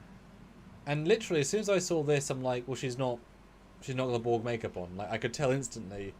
It didn't even occur to me that she's hiding her face, because it's so obvious based on the rest of her face and her hand and stuff. Just the way they're playing her makeup, and it's like, well, she's not, But yeah, it's like, oh yeah. Although, boy, I'm getting harsh flashbacks to the... You're getting hard? What? I'm getting harsh flashbacks to the one-room cube. It was every single other set in Picard with this room. Yes, you're absolutely right. It's Soji's room. It's boring, generic cube with stuff. But that Well, she's a Borg, ex-Borg, so a cube-shaped room would feel comforting to her, But maybe. Stuart, is she in this universe No, ex-Borg? she's not. No, she's not. And I But don't even before we think get that reveal. I don't even think this is. I don't even think she's like. It's a room. I think this is either a prison or something special, because it doesn't feel. You wouldn't want to live in this room, you know. It's not a nice looking, homely room. Not to say no one's weird, but I wouldn't say prison because there's one shot. Where the hell is it? Of the room, you can see like there's nice decorative lamps and stuff on the side, and I don't know. You can still be a a lifetime inmate and have favors to have some nice lamps. Not to say a prison, but I don't think this is like her chosen suite. Maybe she's like in command of this military force and she's got this nicer room inside this military complex. It's kind of like keeping away from the outside world, but still that harsher vibe. But what a strong note that we're really going all on for Jerry Ryan, who in season 1 was a mass murderer who we didn't like that much. It's like I don't feel for this character like I did in season 1. Her in the trailer because season 1 was phenomenal. This is like a disappointment even by itself, and for me personally, like this is not this. They've ruined the Piper vibe in 1 season in 5 appearances. This is not a payoff anymore to me, Stuart. I don't know about you, but for me, no, it's not. Sorry. Yeah. Not really pay off for me either, honestly. But before we get the reveal that she's not Borg, there's a medallion or something. I don't know if it's a Fenric Ranger pin or what it is, but like a crescent moon. And again, I think this was in the leaked footage as well, part of the crescent moon symbolism. I did check this earlier, but let me double check. Because I think so too. Because it definitely feels like the exact same vibe as everything else. Yeah, I think it is on one of the flags. It's the exact same thing because we were talking about it. Yeah, so it's while you're looking that up, militaristic but not vibe. Yeah. Stephen Burnside throws in £5. Thank you so much. Rios is certainly channeling the Han Solo Nerf herder vibe. In love with his Falcon, etc. Yeah, absolutely. Yeah, for sure. Yes. Oh, exactly. Yeah, this is Oh, everything moved. So. Yeah, it's in the background, but yeah, there is that exact flag. So yeah, she's part of this thing. Cause I'm assuming she's, a higher up in this darker version of non-Starfleet. Because it still has a flashy Delta star, just surrounded by. I like the aesthetic. Although the fact that it's in a box implies maybe she's retired, or off duty. But I think Fenris Ranger, that's all gone. Like that as a concept, that's a season 3, if not who the hell cares moving on concept. Yeah. I think that's totally irrelevant. I think she's going to wake up and be like, okay, I need to find Picard, whatever. But then, yeah, the fact that the wedding ring was a beautiful capture. The last, I also have a picture of it. Such a small note that you can easily miss. It's like, ooh. Oh. And who's she's... Oh, sorry, go ahead. Well, Chris says she was the best part of season 1, lol. But she ruined her entire character arc from 4 seasons of Voyager. She was the best thing. Well, I guess I could show how bad the rest of the season is, but And she is talking to somebody at one point, and looks like long hair. It looks like either could be Girardi or possibly Raffi, because Raffi has like the lighter colored hair this season. So. What do you mean? Who's she talking to? Well, she's. It's the one picture where she's looking at the. There's somebody on the left-hand side. It's a mirror. That's when she sees herself in the mirror. She's got no Borg thing. Yeah. Gotcha. Didn't know that. Yeah. I will say she looks a lot older, I feel like. But I get the sense she may have said, I'll be in season 2, but I don't want to be Borg because I don't want to do the makeup. Which often is how these people decide, I don't want to do it. Because otherwise she's just Jerry Ryan. Like, this to me doesn't look like 7 of 9, even though it's her face minus a little bit of whatever. Doesn't help she doesn't like 7 of 9, but... now that said though, her name is Annika Hansen, presumably. So maybe she's like Grand Lieutenant Hansen. That's cool, in this universe. Second Lieutenant of the Reich. Don't know. Devo77X says, okay, she was one of the better things about season 1. it was nice seeing her, I guess. But and Matthew says I think the exact opposite. She looks great. Oh, she looks great, but she does look a little bit older here than she did. She still looks fantastic for her age. Don't get us wrong, but Like, she looks her age now rather than, like, sort of that rustic look. But also, I'm not attracted to people older than me, so the older they get, I'm like, because that's just, I'm just noticing that more in faces. Mm-hmm. It doesn't help they do like, they also do a dramatic close-up. Like, you're going to see the age more if you zoom into her face. You know what I mean? Mm-hmm. But yeah, I mean, good for her, though, because obviously, if you shift universes, then she gets not, feels like she doesn't remember what it feels like to not be Borg. So that might be an entire part of the storyline, is just her saying, I don't want to go back. I want to stay this way. Yeah. I don't want to fix anything. Yeah. I mean, that's very selfish, but maybe she's in a good place. Who knows? But I could see motivation for it, especially since she's been doing the Prejudice since she got back to the Alpha Quadrant. Mm-hmm. And since she's sort of a broken character, shooting Icheb in the chest without even trying to have him escape. She's a horrible character now, conceptually. So, yeah, she could be almost the villain. If she didn't shoot Icheb in the face. Chest. Vajazzle. No, she killed Icheb in the chest. Oh, yeah, I guess. In cold blood, shot him dead without him trying to... I mean, obviously he was in brutal pain, but didn't even try and save him. Yeah. The Ronin, though, $5. Going to have to disagree. I didn't find Seven's arc off-putting, except for randomly holding hands with Raffi. But by Seven is fine, but she can do better. Sure. Oh, by Seven. Gotcha. Bisexual, yeah. It really threw me off, though. Like, honestly, watching Voyager now with episodes with her exploring her humanity, I'm like, really? You have to kind of disassociate the two. And that's why this is an alternate universe kind of thing for me. So, but yeah, I mean, I guess you could argue, Ronan, that she learned to hate, and her freedom chose her murder. Okay. I just think the whole point of Seven's journey was to be better than that. It was to be Starfleet. It was to be Federation. It was to be, and to see that it only took a couple of years for her to kill Icheb in cold blood. And I know that was the thing that changed her, but because she didn't just murder Vajazzle, she murdered everyone else in the room. Killed everyone, and she could have, if it was stun blast, it would have been fine. But she murdered everybody, cold blood. Yeah. The women and the children and the sand people babies. It was sort of as vicious as that scene, and we don't think Anakin was still good because he murdered all those people.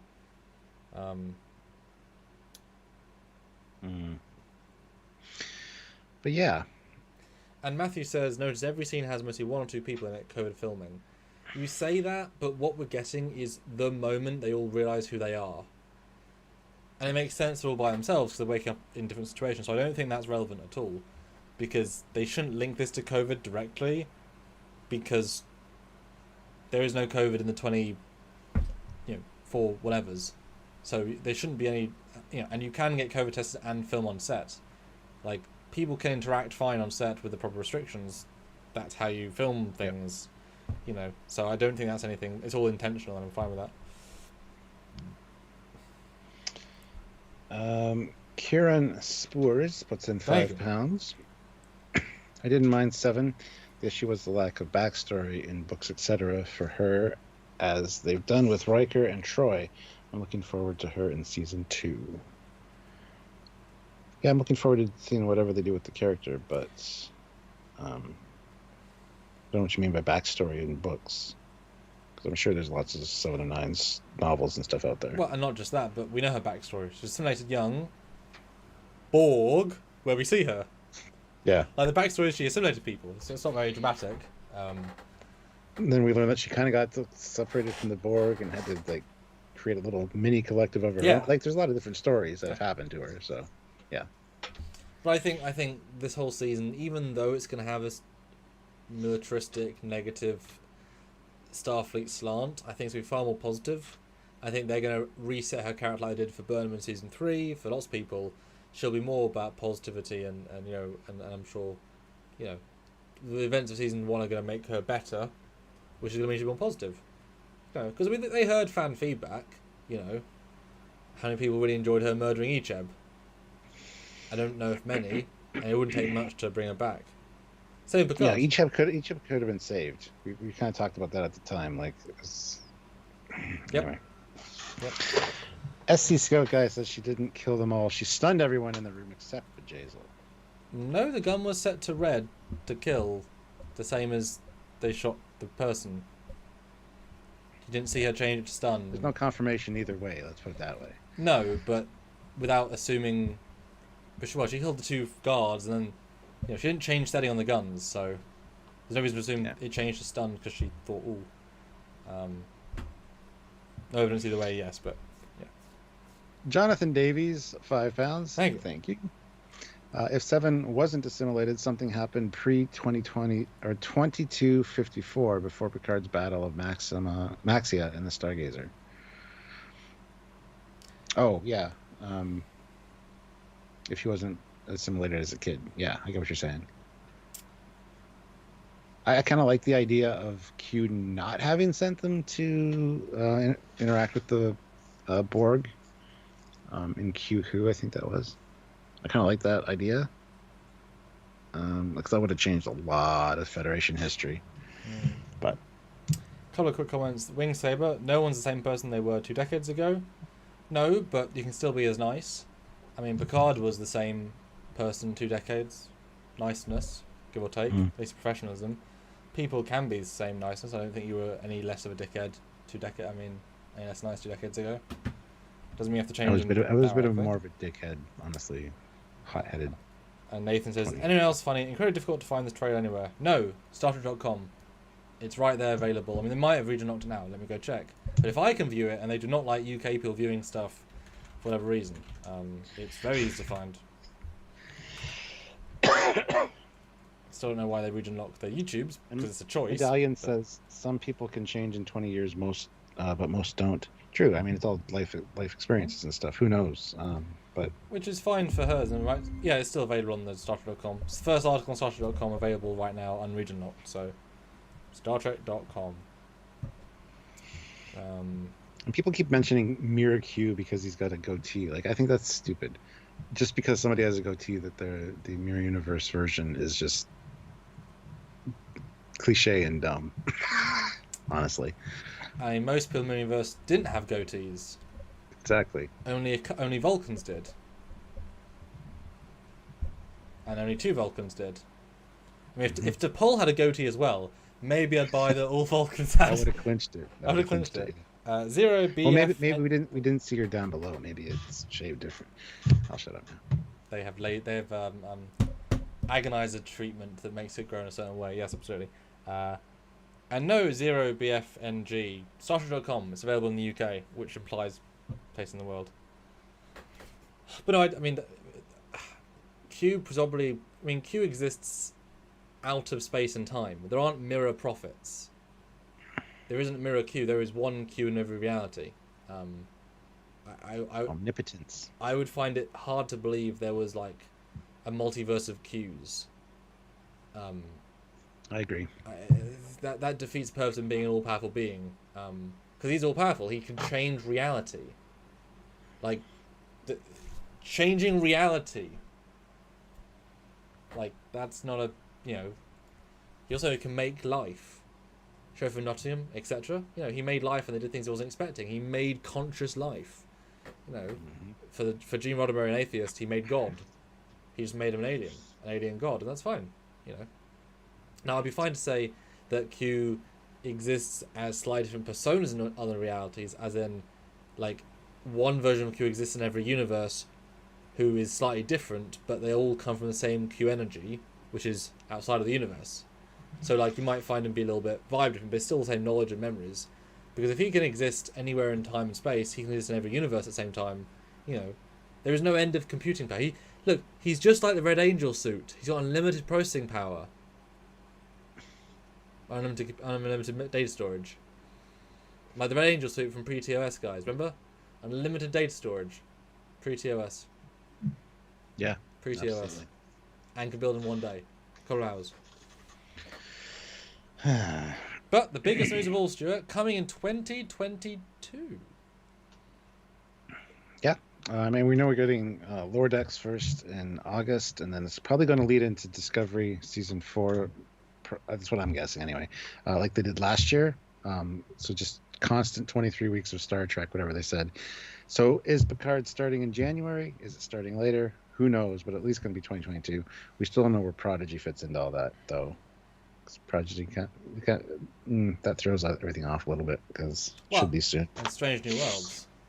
Well, yeah. I mean, there's 5 shows to come out, and only 26 weeks left in a year. So it's only 2 and a bit shows worth of time. If Discovery's only got 10, if it's not got 12 or 13. So, like I said, I think we're going to have Lower Decks, then Prodigy, then Strange New Worlds, then Discovery, then Picard, and then Lower Decks, then Prodigy, then, you know.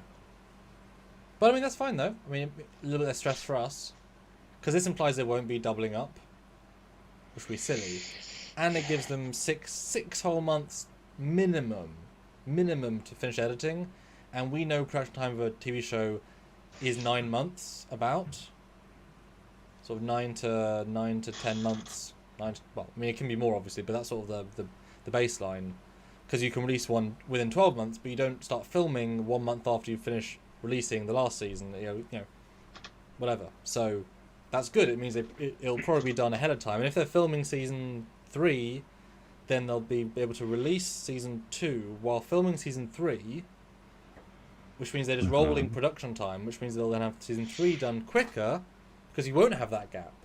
And if they push season 2 further, then we might even have season 2 done before even, so that's very, very positive, because we saw so much unfinished in season 1, and so that's a really good sign. Give themselves the breathing room they need. It's great. Have you seen the I saw this on Facebook before we started, but the new poster for Picard season 2? I did. With like the highway. I didn't have much of a chance to look at it. The highway to hell? The highway to Delta. Yeah. I mean, it'd be more surprising if we hadn't already seen the leak on the bus. Because we know they go back in time and visit X, Y, or Z.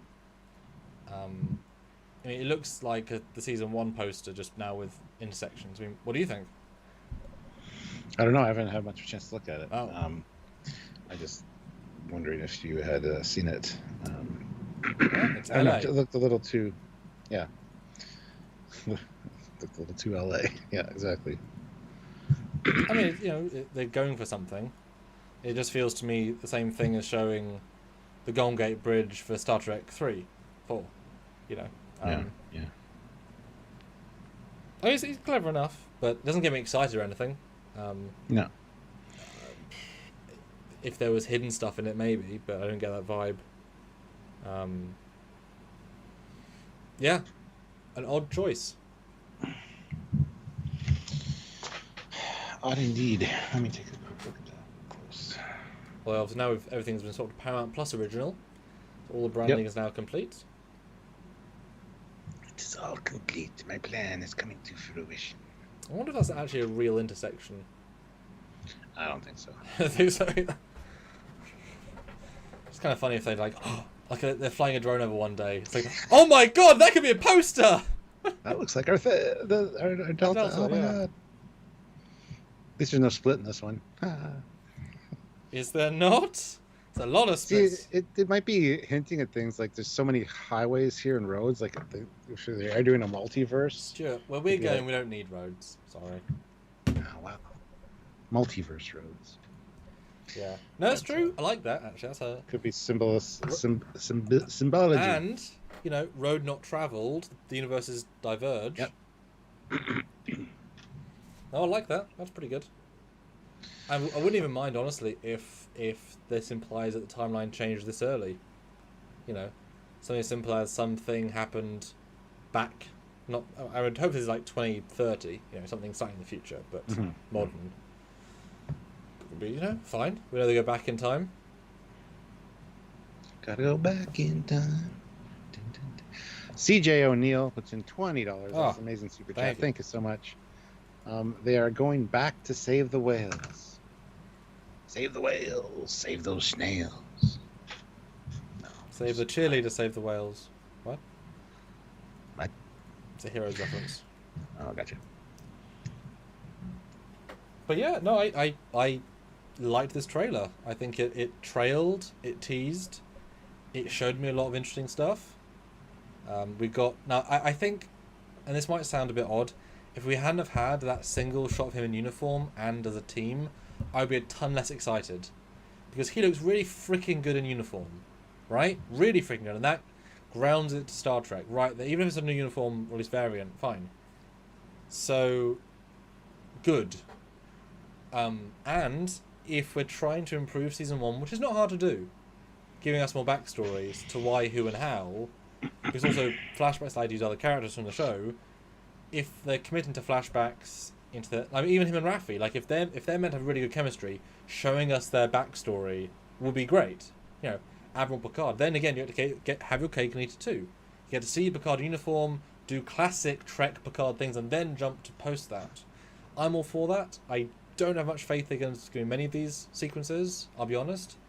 But the formatting, I don't think is just one that doesn't feel right to me, but that's just the framing of the scene.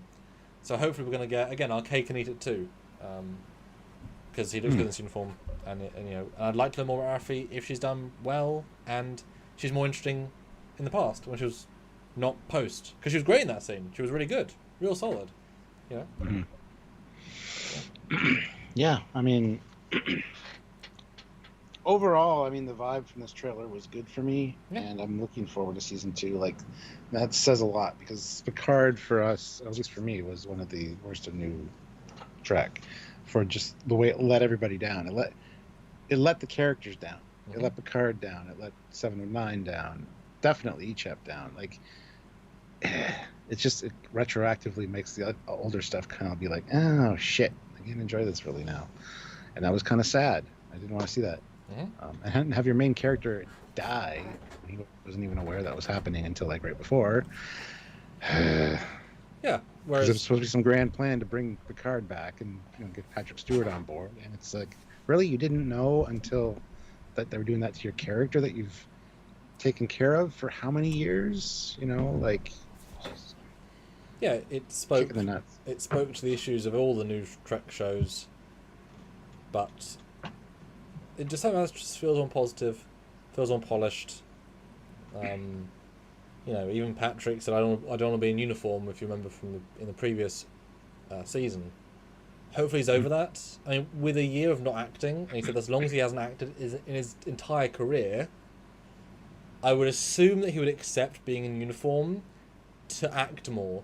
You know, like you know what I mean? If the hand that feeds you has gone away for a long time, and they come back and say, "Oh, we'd love to do 10 flashbacks with you in uniform," and in the past I've been too proud to say, "No, I won't be in uniform." Like, that looks great, you know? Even that beautiful, I mean,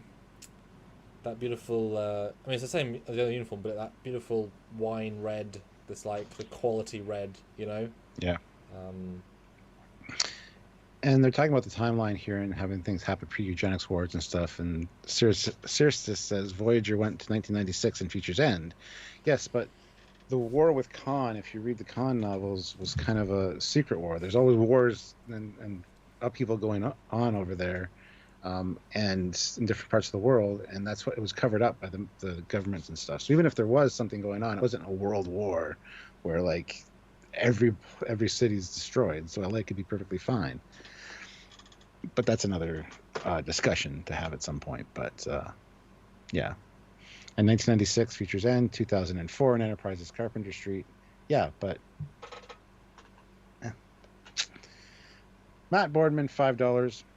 Having almost worked on this season and talking with the new art director, I have a good feeling this season will look more Trek than last. Yes, isn't Doug Drexler on board this season for Picard Season 2? So that's a good sign. Somewhere there. Yeah. I mean, it's not rocket science, you know, and obviously starting with a low bar, you can only go up. And remember, the best bits of Star Trek canon, ship-wise, was the extra stuff they decided to add in when they extended episodes 1 and 2 to 1, 2, and 3, which they did way later, Well, they had to make those two ships, and both look great. Like that was, you know what I mean? Yeah. Like yeah, the yeah. extra stuff, like this flashback uniform only exists because they had to fill in, they had to make new scenes. So that's, and at that point, Michael Chabon might have had less power because he wasn't doing so well. Who knows? So yeah, one director can change the entire vibe of a show. Same with Strange New Worlds. If the person more in charge wants it to feel more Star Trek, it will feel more Star Trek. Do you want to know why more of my short treks feel more like Star Trek? Because you care about Star Trek. Well, yeah, but it's because I try to make them feel like Star Trek. It ain't rocket science. It ain't rocket surgery, folks. Yeah. Stephen W. Fathry, $5. Great job breaking down the trailer. Trek on the Tube and I will be discussing it live on the Text Trek channel in 1 hour. Excellent. If anyone wants to watch. So go check it out if you guys are interested. But yeah. And Matt confirms that Doug is involved. Yeah, he told us that he was going to be on season 2 quite a while ago. Which says something because he, did not want to work on other ones after the fact. So that shows, but it doesn't take much to bring them into more canon-y vibe. Although interestingly, I saw this today. Sean Hargraves announced he was working on Picard season 2 earlier on today, with the poster that was the highways. Oh, wow. Now Sean is a great artist, but when he worked on Star Trek Beyond, he designed the Franklin. He said he had never seen the NX-01, which implies he didn't really do his research and hadn't watched Star Trek very much, even though he's a Star Trek fan, mostly TOS. So, you can make... So that was a design by accident, but to having not seen the ship that's closest to your ship shows you didn't do your research. Great artist, but maybe didn't do the research as much. Did better research for Star Wars, though. Yeah. He's the one that designed... There's 5 or 6 designs of the Imperial Star Destroyer with the cannon at the bottom. He's the guy that designed all that stuff, and then was told to undesign it, so it was less interesting. Yeah. But Sean's a great guy, though, just hopefully does more research. But again, if you have an art director that says, make it fit canon, Sean has to look at canon. Yeah. If he says, make it not look canon, like the Klingon ships in Season 1, they won't look at canon, Yeah. Nathan Head Actor, though, says, what were the various flags we see in Starfleet Command? Well, it's not Starfleet Command. I think it's probably Starfleet Academy. As I said, I only made out the Ferengi one and the UFP. So going back to it, from the right, we got Ferengi, Bajoran, Vulcan, Starfleet Academy, the Federation. Oh, no, sorry, Starfleet. Then the Federation. Then Tellarites. Yep. And then Klingon. Yeah. Which is a you real can interesting tell Starfleet batch. Academy by the little markings on the wall back there. Those are the Starfleet Academy. Yeah. So, yeah, good call out for that. Thank you. Which is simple, but I just love that idea. It could be such a simple, brilliant idea for a scene. And if you can see what... Because they've already done Klingons, they've done Tellarites, they have done... Actually, yeah, apart from Ferengi, they've done all these species. If they do proper Klingons, then they've already done the R&D. And obviously Vulcans look the same as Romulans in the context of the makeup. Give or take, slightly more pointy, but fine. I could just see such a great thing of all these uniforms put together and some great moments. But I'm really... I think this is a flashback based on... Yeah. Well, based on the... Well, it's hard to say because uniform is a hybrid, but... So it's in between the two events. Because the comm badge gives it away that it's between the two events. But the problem is Picard quits while still using the first contact comm badges. So this is after he quits. That's why I think this is the road not traveled that Q was referring to. This is the alternate timeline that started. He never left Starfleet. And something he did as a result of that leads to this new future. That's kind of the vibe that I got. So this is alternate Picard, just with flashing... so you actually see the dystopian be created. Yes, possibly. I hadn't thought... That makes me a lot less happy, though, because he won't be as nice as Picard. Although I guess he could still be nice, but...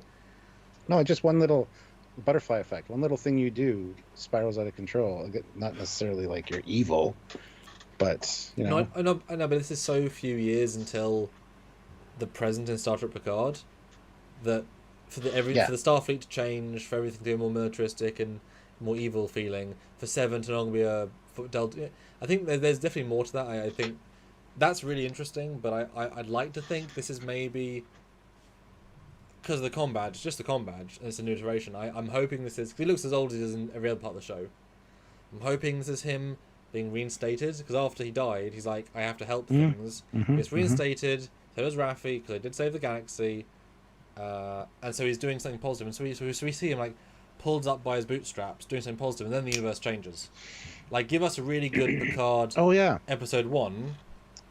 There's your episode 1 right there. This starts with this scene. He gets all these honors, goes to bed, wakes up in the other uniform, and be like, "What the hell?" Yeah. Yeah. Yeah. Because talk about a positive way of starting, showing that after this, and even you could say that, maybe the synth band, maybe like actually that'd be a nice payoff.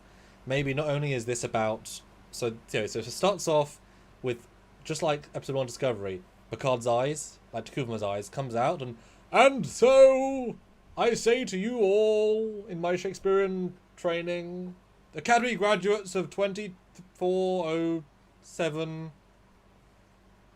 And then you turn and you see all these races and Data's like the synths, because now something being accepted to the Academy, which shows Starfleet's not bigoted anymore.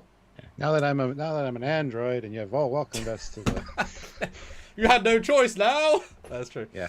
But I think that might be a really way go of symbolically starting it as well, because then you can go dark, but to show that the Federation itself kind of bounced back. And if Raffi's back in uniform, that shows you got a life together. Good. You could have Clancy be here. You could have Picard be here. Riker, sorry, and then everything shifts. Doctor. Fuck Everyone wants the Doctor to show up, so yeah. You could be like congratulating him. Have Seven in uniform and makeup. Like, start really like positive and strong, and then the universe shifts. You pull all that wool from under us, but you give the fans exactly what they want, and then ruin it. But you still, it's about getting back to this positive future. That would be great. Peter Lukaku, $10. Thank you so much. I have a feeling this season will be more of a departure from starships than the last. Possibly. How much more of a departure can you get? What do you mean? There was no starships. There were so few shots. Which is sad, really. I'm an android, but you may address me still as Mr. Picard. Yeah. Is that Tuvok? No, that's not Tuvok.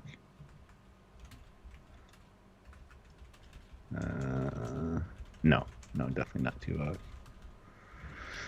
I don't think they would even tease that in a sort of long shot. They wouldn't choose this shot if that was like, oh look, there's Tuvok. Yeah.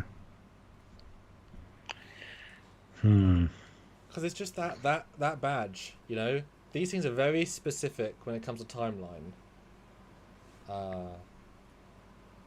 Yeah, you're right. I forgot that they had the older badges when he. I mean, and there's more hints here. We'll get into that movie. I'll probably film it tomorrow, etc. But I just like the uniform. It's a nice refinement of the last version, which was basically the same, but they did so few things and kind of improved the vibe. It's remarkable, which kind of shows how, whatnot. But just this is a good image. Although I'm kind of with a lowercase u, I'm unhappy that there aren't the races by the flags. Yeah, no kidding. I know it's a bit much to ask for, but to see a Ferengi, if we'd seen a Klingon, I mean, that would have been like a real mic drop of positivity. Like, here is all the races we know looking perfectly faithfully. That would have been real nice. What it looks like is these are the head guys at Starfleet Academy. It looks like there's a Vulcan or so there, or whatever. Yeah. But those are just the representative flags of the Federation. Yeah. So, yeah. And Raffi's aide. Yeah. If this was some kind of diplomacy thing and this was like delegations, then yes, you could see that. But with it being Starfleet Academy, I really don't have an issue with that, but I do kind of agree. Just there's no Ferengis made it that far to be that high up in Starfleet Academy yet. I mean, it'd be kind of nice if we even get like, a professor welcoming Captain Picard, and his Admiral Picard, like a real nice vibe. Now a man that needs no introduction. And just leaves. And then we cut that same black guy from episode 2 asleep. Because he doesn't know. That's why he doesn't know who he is, because he was asleep during the ceremony. Yeah. Oh dear. Well, but the thing is, the fact that we can joke and be more positive, I would be interested to go back and watch our review of the first season, because in my memory, and I might just go back and briefly watch, not listen to that trailer, I think we had a vibe of him being old man. I think that was part of that context. You know, you failed in your mission. You did dramatic things. This doesn't have that, which I really appreciate. Yeah. Yeah, he definitely had a more upbeat, positive, younger sounding voice, and he felt stronger, which we kind of talked about at the end of the last season. It makes sense considering his new rejuvenation, essentially. But yeah. I'm just taking a rewatch of the trailer real quick. I want to see something. And we had a lot of visuals, but I think he did feel old and unhappy. Somebody mentioned there might be more flags in that room, and I'm sure there are. Like when you pan out, or pan around, I'm sure there's more Federation member world flags around the edge, but definitely not in this trailer. And there was action in this other trailer with Daj fighting, which is, well, Soji fighting, which is not in this one, which implies to me less action, which is good, I think. Yeah. The only action that we really see in this is Elnor and Raffi running away from whatever. Well, that could just be, wait, what's happening? Let's run. I don't get the sense. I think that's one of those wake-up revelations of where the hell are we? But they know each other, which is the positive thing. Yeah, see, this first season of Picard had a lot more individual visuals. A lot of them were action-based, a lot of them were more graphic-based, a lot of them were bits and bobs. This is more unified. Same with the teaser.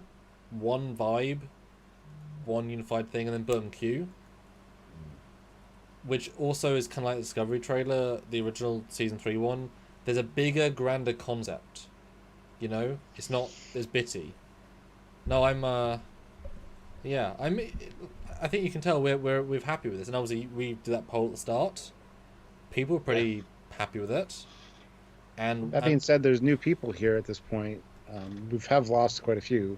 We had over 400 at one point. But anyone who's new to watching that wasn't here, put in whether you liked the trailer, it's kind of just or disliked it. Just put in one word right now. Spam the chat again, because we got a lot of likes and meh, but no dislikes. So now that we've talked about it, if you were here for the whole thing and did that earlier, let us know if anything's changed as well. That'd be great. Matt Boardman, though, $5. To me, season 1 was greatly influenced by what Chaban was going through, watching his own father depart his life while they were writing and filming it. Oh, Jesus. Well, I'm sorry for Mr. Chabon, but that's a shame for Patrick Stewart. It's like I've said, well, it's like we both had the pleasure of meeting Brent Spiner after Picard had been released, and he didn't have that croak in his voice. Yeah. He looked better and sounded better. Yeah, exactly. He didn't sound like an old man. So that was a choice, or he had a cough that day. But 370 people, I want to see final notes from you guys in a super chat if you can, because I'd love to get another 50, 60 bucks, so in $5. Let us know, like, dislike, meh, and are you excited about this more or less from this live bar our going through? Yes. Did our excitement jazz you up? Aeon puts in $2. Great reaction, guys. Looking forward to the next. Well, thank you. Thank you. We look forward to the next too, because it's like there's new stuff to talk about. It's got like, meh, like, meh, like. Awesome trailer, liked it. Like 5 out of 10 was a meh. Rel loved it. Daniel Hall says I'll pass. It's a shame, Daniel. Let's see, like, either way, make it blue. Hit the like button, yeah. Like, meh to dislike. Well, 0 bang, but it's still kind of a meh. So it's good. I mean, I think they did their job as far as building up the hype and kind of maybe helping out some of the negativity from the first season. Well, I was surprised by a comment, and hopefully you saw my response that you responded to and he responded back to you, saying, why even bother reviewing this one? It was so disjointed and all over the place. And I said, oh no, I didn't see your response to that. So. I said it was pretty. I thought it wasn't disjointed, and I thought they gave a lot away. I was very pleased by the structure. Like, no, I was the exact opposite. And of course we'd review it. Why wouldn't we? We'd review everything. That's the point. That's a lot of the fun. And these are great because you can go back then and see our first thoughts and how much we got right and wrong. That's really cool to be able to do. Like, you know, we both reviewed the Discovery Alpha for like 2 hours live as it had come out. You know, like that was like so gritty, and like the amount of assumptions and think like that's really kept for all time, which I absolutely love. You know. Mm-hmm. Mm-hmm. Yeah. It'd be great after the season show's over, like 7 years from now. Go back. God, Watch that. that's a concept for it. Jesus. Jesus. Sean throws in $5. Thank you. I've got to watch it first. That's promising. Yeah, go check it out. It's definitely a good vibe, I think. Well, and also how they filmed the original teaser was more colourful, was more bright, felt more Picard, just as in like the character. Because it could have been the filming as well, you know. Maybe including so much Borg and the concept of refugees is such a dark concept, you know. Yeah. They're not going to film it in a positive light, which is, you know, not a bad thing by any means, but this might be more refreshing because part of the contrast, obviously, is having, if these guys are positive and the world is more dark, that's fine. Same with Mirror Mirror. They could push those, especially at that time, way more dramatic. Our characters then push against that, you know? Yeah. Nakalorian, whatever. Skeptically optimistic. Yeah, I like to say cautiously optimistic, but same thing. We always hope for the best with these things, and they have to work pretty hard to let us down, and they generally do. Well, and the irony is, we're sort of like beaten up dogs. We are going to keep coming back, even if it's crap, but because it's made by so many different people, so many different times, so many different creatives. So just because one episode might fail canon, and all of a sudden you get Shay Bonds referencing the Voyager creature person, you know, as a super mega subtle reference. So it can be so varied that you can't say nah just because of one thing. And it'll keep changing and evolving, and even in a season it'll change and evolve. So even if we've been sort of hit on the head by some negative stuff, quality-wise, it could change, it could not change. I mean, you know, Picard was better and the end was awful. That was a dramatic shift down. Where did that come from? Yeah, you know, yeah. Things like that. Well, I like this one comment. Robert Lundvist, still meh, but more positive because of you guys. So good. I really appreciate those kind of comments. Yeah. It's not like we're big advocates of Picard. We've kind of like disowned it as like the worst of the new Trek kind of thing. Besides season 1 of Discovery, but Nathan has a great side comment. I'm assuming that noticing the changes to the timeline, how Guinan comes back into it, and I guess as Enterprise, that would make sense. Picard actively seeks Guinan because he knows it's wrong, but she's static in the universe, so useful person to find. Good. Yeah. It makes a lot more sense now why Guinan would be in it. Wonder if Guinan and Q will meet up. No, that makes too much sense. That makes too much sense. That really does. Yeah.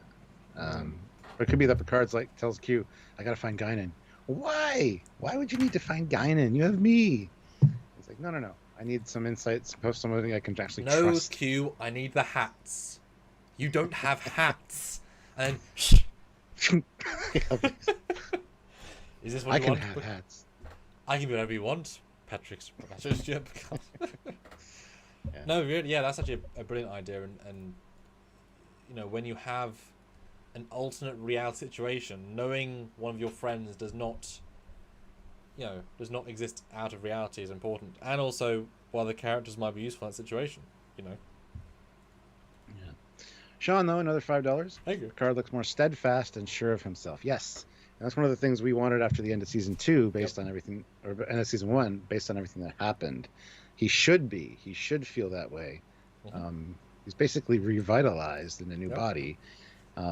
So sure, he's still going to die in 10 years or whatever the thing was, you know, not extended your life to be immortal, but he should be ache-free, pain-free, and just better, and project that. Like, so yeah, I was happy to see that in this trailer so far. So well, and not just that, but they absolutely overblown his relationship with Data, and that one incident of Nemesis affected him for the rest of his life. Well, he got full closure.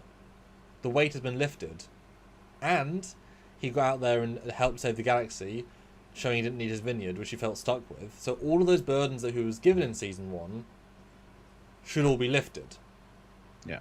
And he was dying, felt he was probably dying, he's not dying anymore.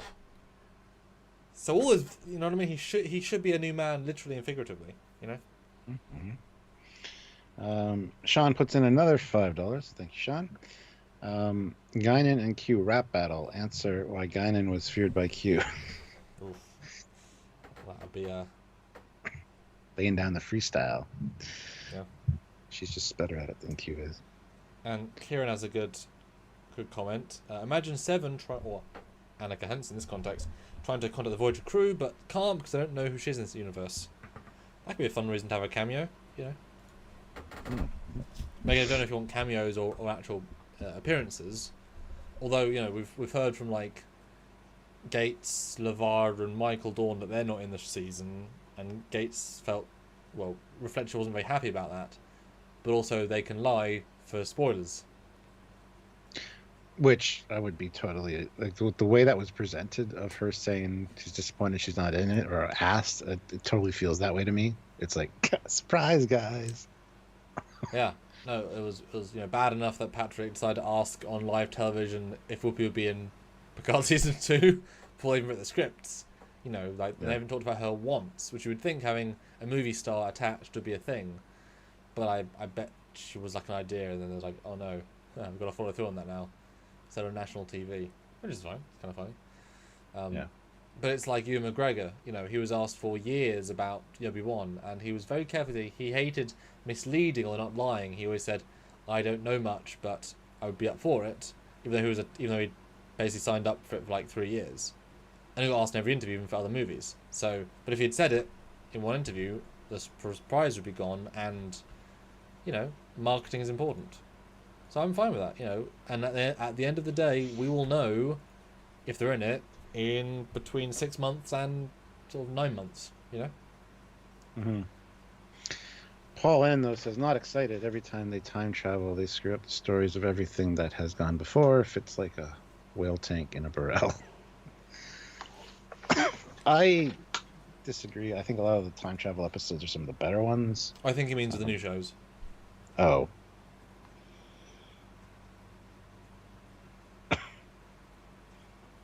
Well, I mean, they did what time traveled in Discovery. I'm trying to think of other times. Well, I think it means Discovery season 2, and then season 3 to some extent by going into the future. But I think they've just skipped that. I think they've just circumvented the entire need to have time travel by doing alternate realities. That's it. That's all you have to do. And Jordan makes a good point as well. Sorry to jump in. LeVar said he is not in season 2 specifically. Aren't they filming season 3 back to back? Yeah, they are. So you could say, yeah, I'm not in season 2 I'm not in it, but yeah, in season 3, sure. Although you'd have to assume he would know they were filmed back to back, and he wouldn't necessarily know that. Well, it's like, remember... Unless they told him you're going to be in season 3. Like, you're going to be in the last part of the story, which we're filming. Sure. But also... Like, we know that Robert Picard was approached to be in Picard season 2, but that was so long ago at this point.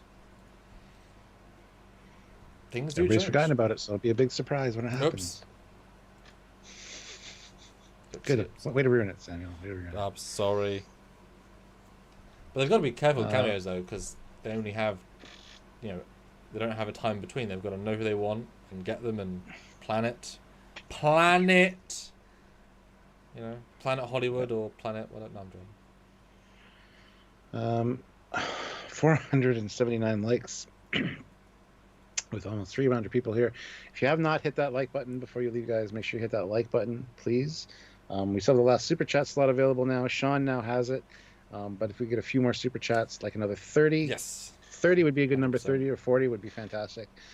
If we can do that, that'd be amazing. Mm-hmm. But thank you for joining us for this. This was a really successful live. I can't believe all the people that showed up. So that's awesome. Yeah, we love the discussion and debate, and we know that Picard, obviously, with the narrative of this character, is going to have more interest. Prodigy, not so much the other day, but I think hopefully Lower Decks has gained that, and Discovery has a legacy factor of hate and love, so it's always going to get views. Mm-hmm. Yeah, no, I said to someone earlier that one of the things that made me most excited about this trailer, it didn't feel like season 1. Yeah. That Great fact summation. alone. And we didn't get like here's Picard walking into the chateau saying, "Hello, I'm in the synth now," and here's Reapers, firing laser beams, killing synths, and there's, like, it didn't feel like a continuation either. That's good. Yeah. Python085, maybe he'll actually apologize for how terrible the first season was. Who? Patrick Stewart. I've seen this comment a few times in the chat here. I'm just wondering who they're talking about specifically. Well, it wasn't Patrick Stewart's fault. It was Michael Chabon's fault and his top team, and Kiva Goldman. Yeah. But wasn't as bad as Discovery season 1, and they didn't apologise for that. So, I mean, they still haven't apologised to the Klingons, and they should. Yeah.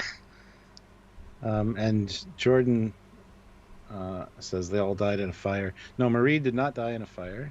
Robert's wife, she survived. It was just Robert and Renee that died in the fire. So yes, she could definitely come back. I mean, that'd be okay. But that's kind of, if they had 26 episodes, that would be like one of those episodes. They don't have enough to really, fit her in, I don't think. But yeah. Any last super chats, any last thoughts, guys? Maybe put in your favourite thing of the trailer. Yeah. Maybe there's a. What was your favourite one thing then? Mine personally, definitely seeing Delancey back and hearing the banter with Picard. That was my favorite thing for sure in this one. Everything else was just kind of like, oh, okay. But that gives you so much hope, because Q's capable of so much that so much could be corrected or whatever because of that. So it's just great to see him. Sean Corpay, $5. I'd rather watch you guys before I watch a trailer. You give good insights. Season 1 was Q's fault all along. Yeah, maybe we'll find out. Because at the end of all good things, he does say, the trial never ends. So. And yes, Chabon is out. He's just a writer, but writers take lead from the showrunner. The writer's ideas can be shot down if they don't follow with a big overall arc. So someone else, I believe the current showrunner actually worked on DS9, but not necessarily doesn't say too much because Brian Fuller worked on Voyager. These things don't matter if, lots of people worked on lots of things, 7 more likes get to 500 likes, though, guys. So 7 of you out there haven't hit the like button, please do. 500 would be a good like number to get to for a live like this. Z Scott, $5. This trailer reminded me of an episode of Voyager where Kim woke up in an alternate reality. Is that what this is? Picard and company? Possibly. That's where he was still on Earth. Yeah. That's kind of the vibe that I get from it, for sure. And Thomas asks, why would Q look aged and not look as close as possible to the last time he appeared? Well, if you look at John Delancey from his first appearance to Voyager, he looked radically different. Very different, and that wasn't addressed. He doesn't want Picard to feel out of place. That's fine. He hasn't actually aged. Just remember, Q is a ball of energy with like a crown. That's how he actually looks. With like cobra heads. Yeah. So he creates a body to show people. Like, Q could look like other people if he wanted to. He has done.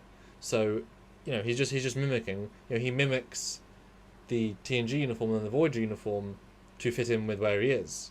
So he's mimicking his age to fit in with Picard's old age. Yeah. That's it. That's it. There's nothing else really to that, and that's fine. But that's the thing. If he starts looking younger, or swaps in between, or has fun with it, it's expensive. But I just big points to them if they do that, because that would be fantastic. And his facial structure isn't that different to how it looked then. Wouldn't be the end all. And to be very fair, they could film I think he said he's in like 7 of 20 of the 2 seasons. I think he's in a good chunk, but not most of them, which is great to know. But he could easily film, because if they're not released until 2020 and they're filming all of them back to back, he could film all of his older scenes in one go, and then shave his beard off, so he didn't have to de-age his beard, because that's a big CG thing to replace a mouth. Have you seen Justice League? So they could then film his stuff after the fact of him shaved to then be the de-aged version for scenes like that. I mean, that's an easy way of doing that, and you'd get best of both worlds once again. Yeah. Yeah. Well, Z Scott throws in $5. Thank you. This trailer reminded me of an episode of Void. Oh, I read that one already. Damn it. Never mind. Sean, though, $5. Sean! I still want a Picard and Crusher romance. Yeah, it was a very obvious thing that the kind of should have been in season 1. Let's be fair. But yeah. John also has another $5, so thank you. Thank you. Would it be strange to prefer the All Good Things old Picard than season 1 Picard? Wouldn't be strange at all, I don't think. we had said before going into season 1, it would be cool if that exact scene happened, and it was basically the same Picard. But I mean, the Picard in All Good Things is a little more energetic, a little bit less frail, so that's always a good thing. Yeah, I mean, different, but certainly one felt consistent with character and one felt sad. So yeah. Yeah. Marcus fashionably late. Well, you missed a good one. I'd go back and watch it.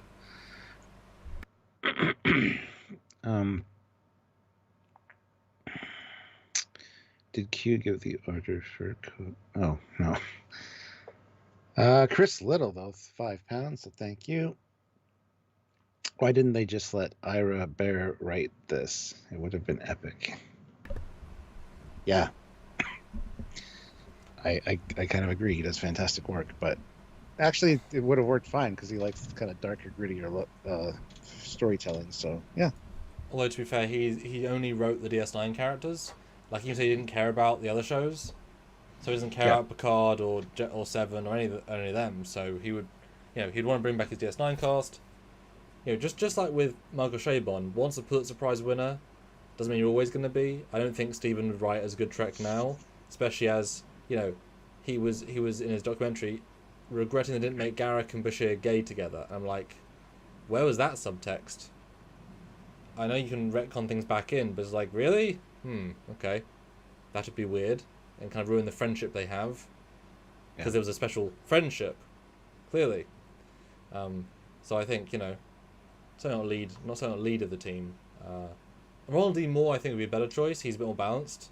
He worked on several Star Treks and liked Star Trek, like more of Star Trek. Ira's just more, my batch, my whatever.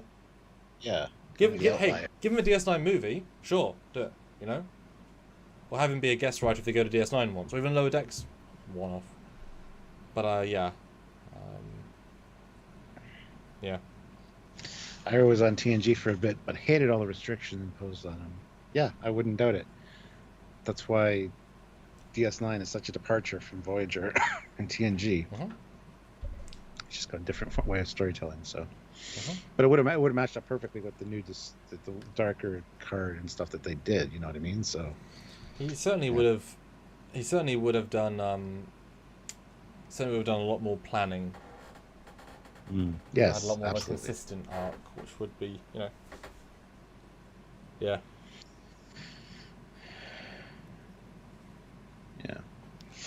Anyway, 505 likes. That's great. If you haven't hit the like button, hit it before you leave. Right now, Chris Little has that last super chat slot. We did hit the minimum goal, so that's good for super chats. But if you want any more to throw in real quick before we close out, that'd be fantastic. Oh, we're so close. We're so close. I don't think anyone actually said their favourite bit of the trailer though, but that's okay. But I did hear though, guys, that the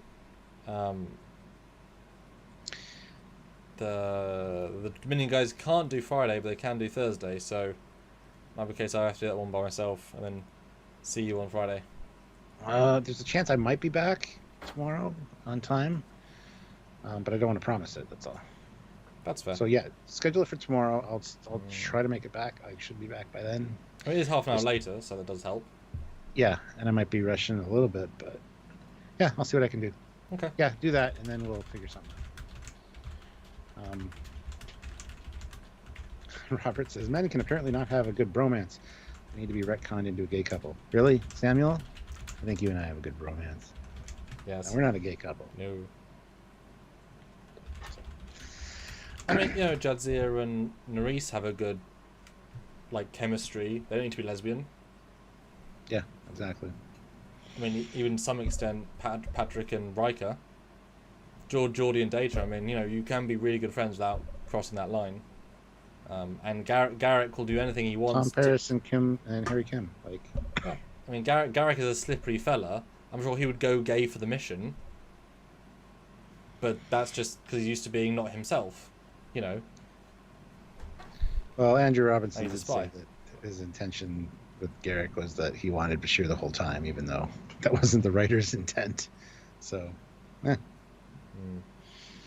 Z Scott, though, is now the last super chat slot with $5.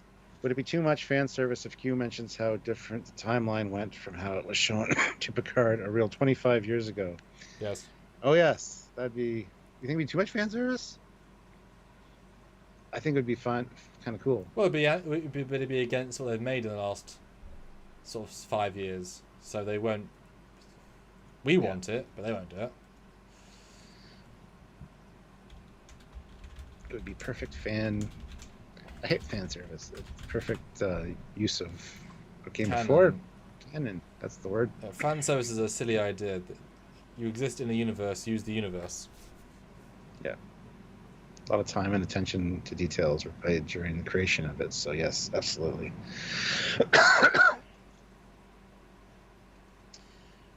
Anyway. I think we'll call that quits for today then. Cool. So, cool beans. Was a nice surprise. Yeah, it was a great surprise to get the trailer drop and have a good discussion on it. So thank you guys for joining, everyone. And do come back tomorrow for the Dreadnought Dominion Spotlight live with Gary and Randy, who is the executive producer, lead actors, and writer. So about their web series, the Dreadnought Dominion web series. They're currently on Indiegogo right now, although they're already 80% of their goal, 80. Oh wow!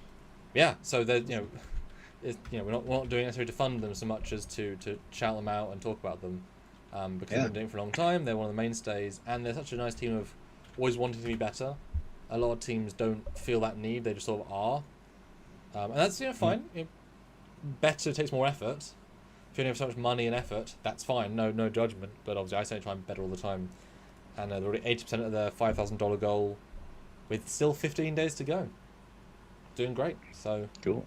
And chances are good I'll be here for that. So, but if not, at least I might miss the beginning. Yeah. Yeah, you can still jump in, etc. Yeah. Yeah. All right, guys. We'll see. Oh yeah, later. Jericho says Orville trailer. See, when's the Orville trailer going to come out? Yeah, that's true. It'll be out of the blue, and it will be like, God, we gotta talk about that. That would be so. It's annoying how far that's gone off all our radars because it was so good. Yeah. On that note. Wow, depressing. I'm sorry. The trailer was great. It was uplifting. Picard seems better. Yes. And on that note, I'm Captain Foley. I'm Connor Coggins, and I still in alternate realities, but next reality will be the proper one, I'm sure.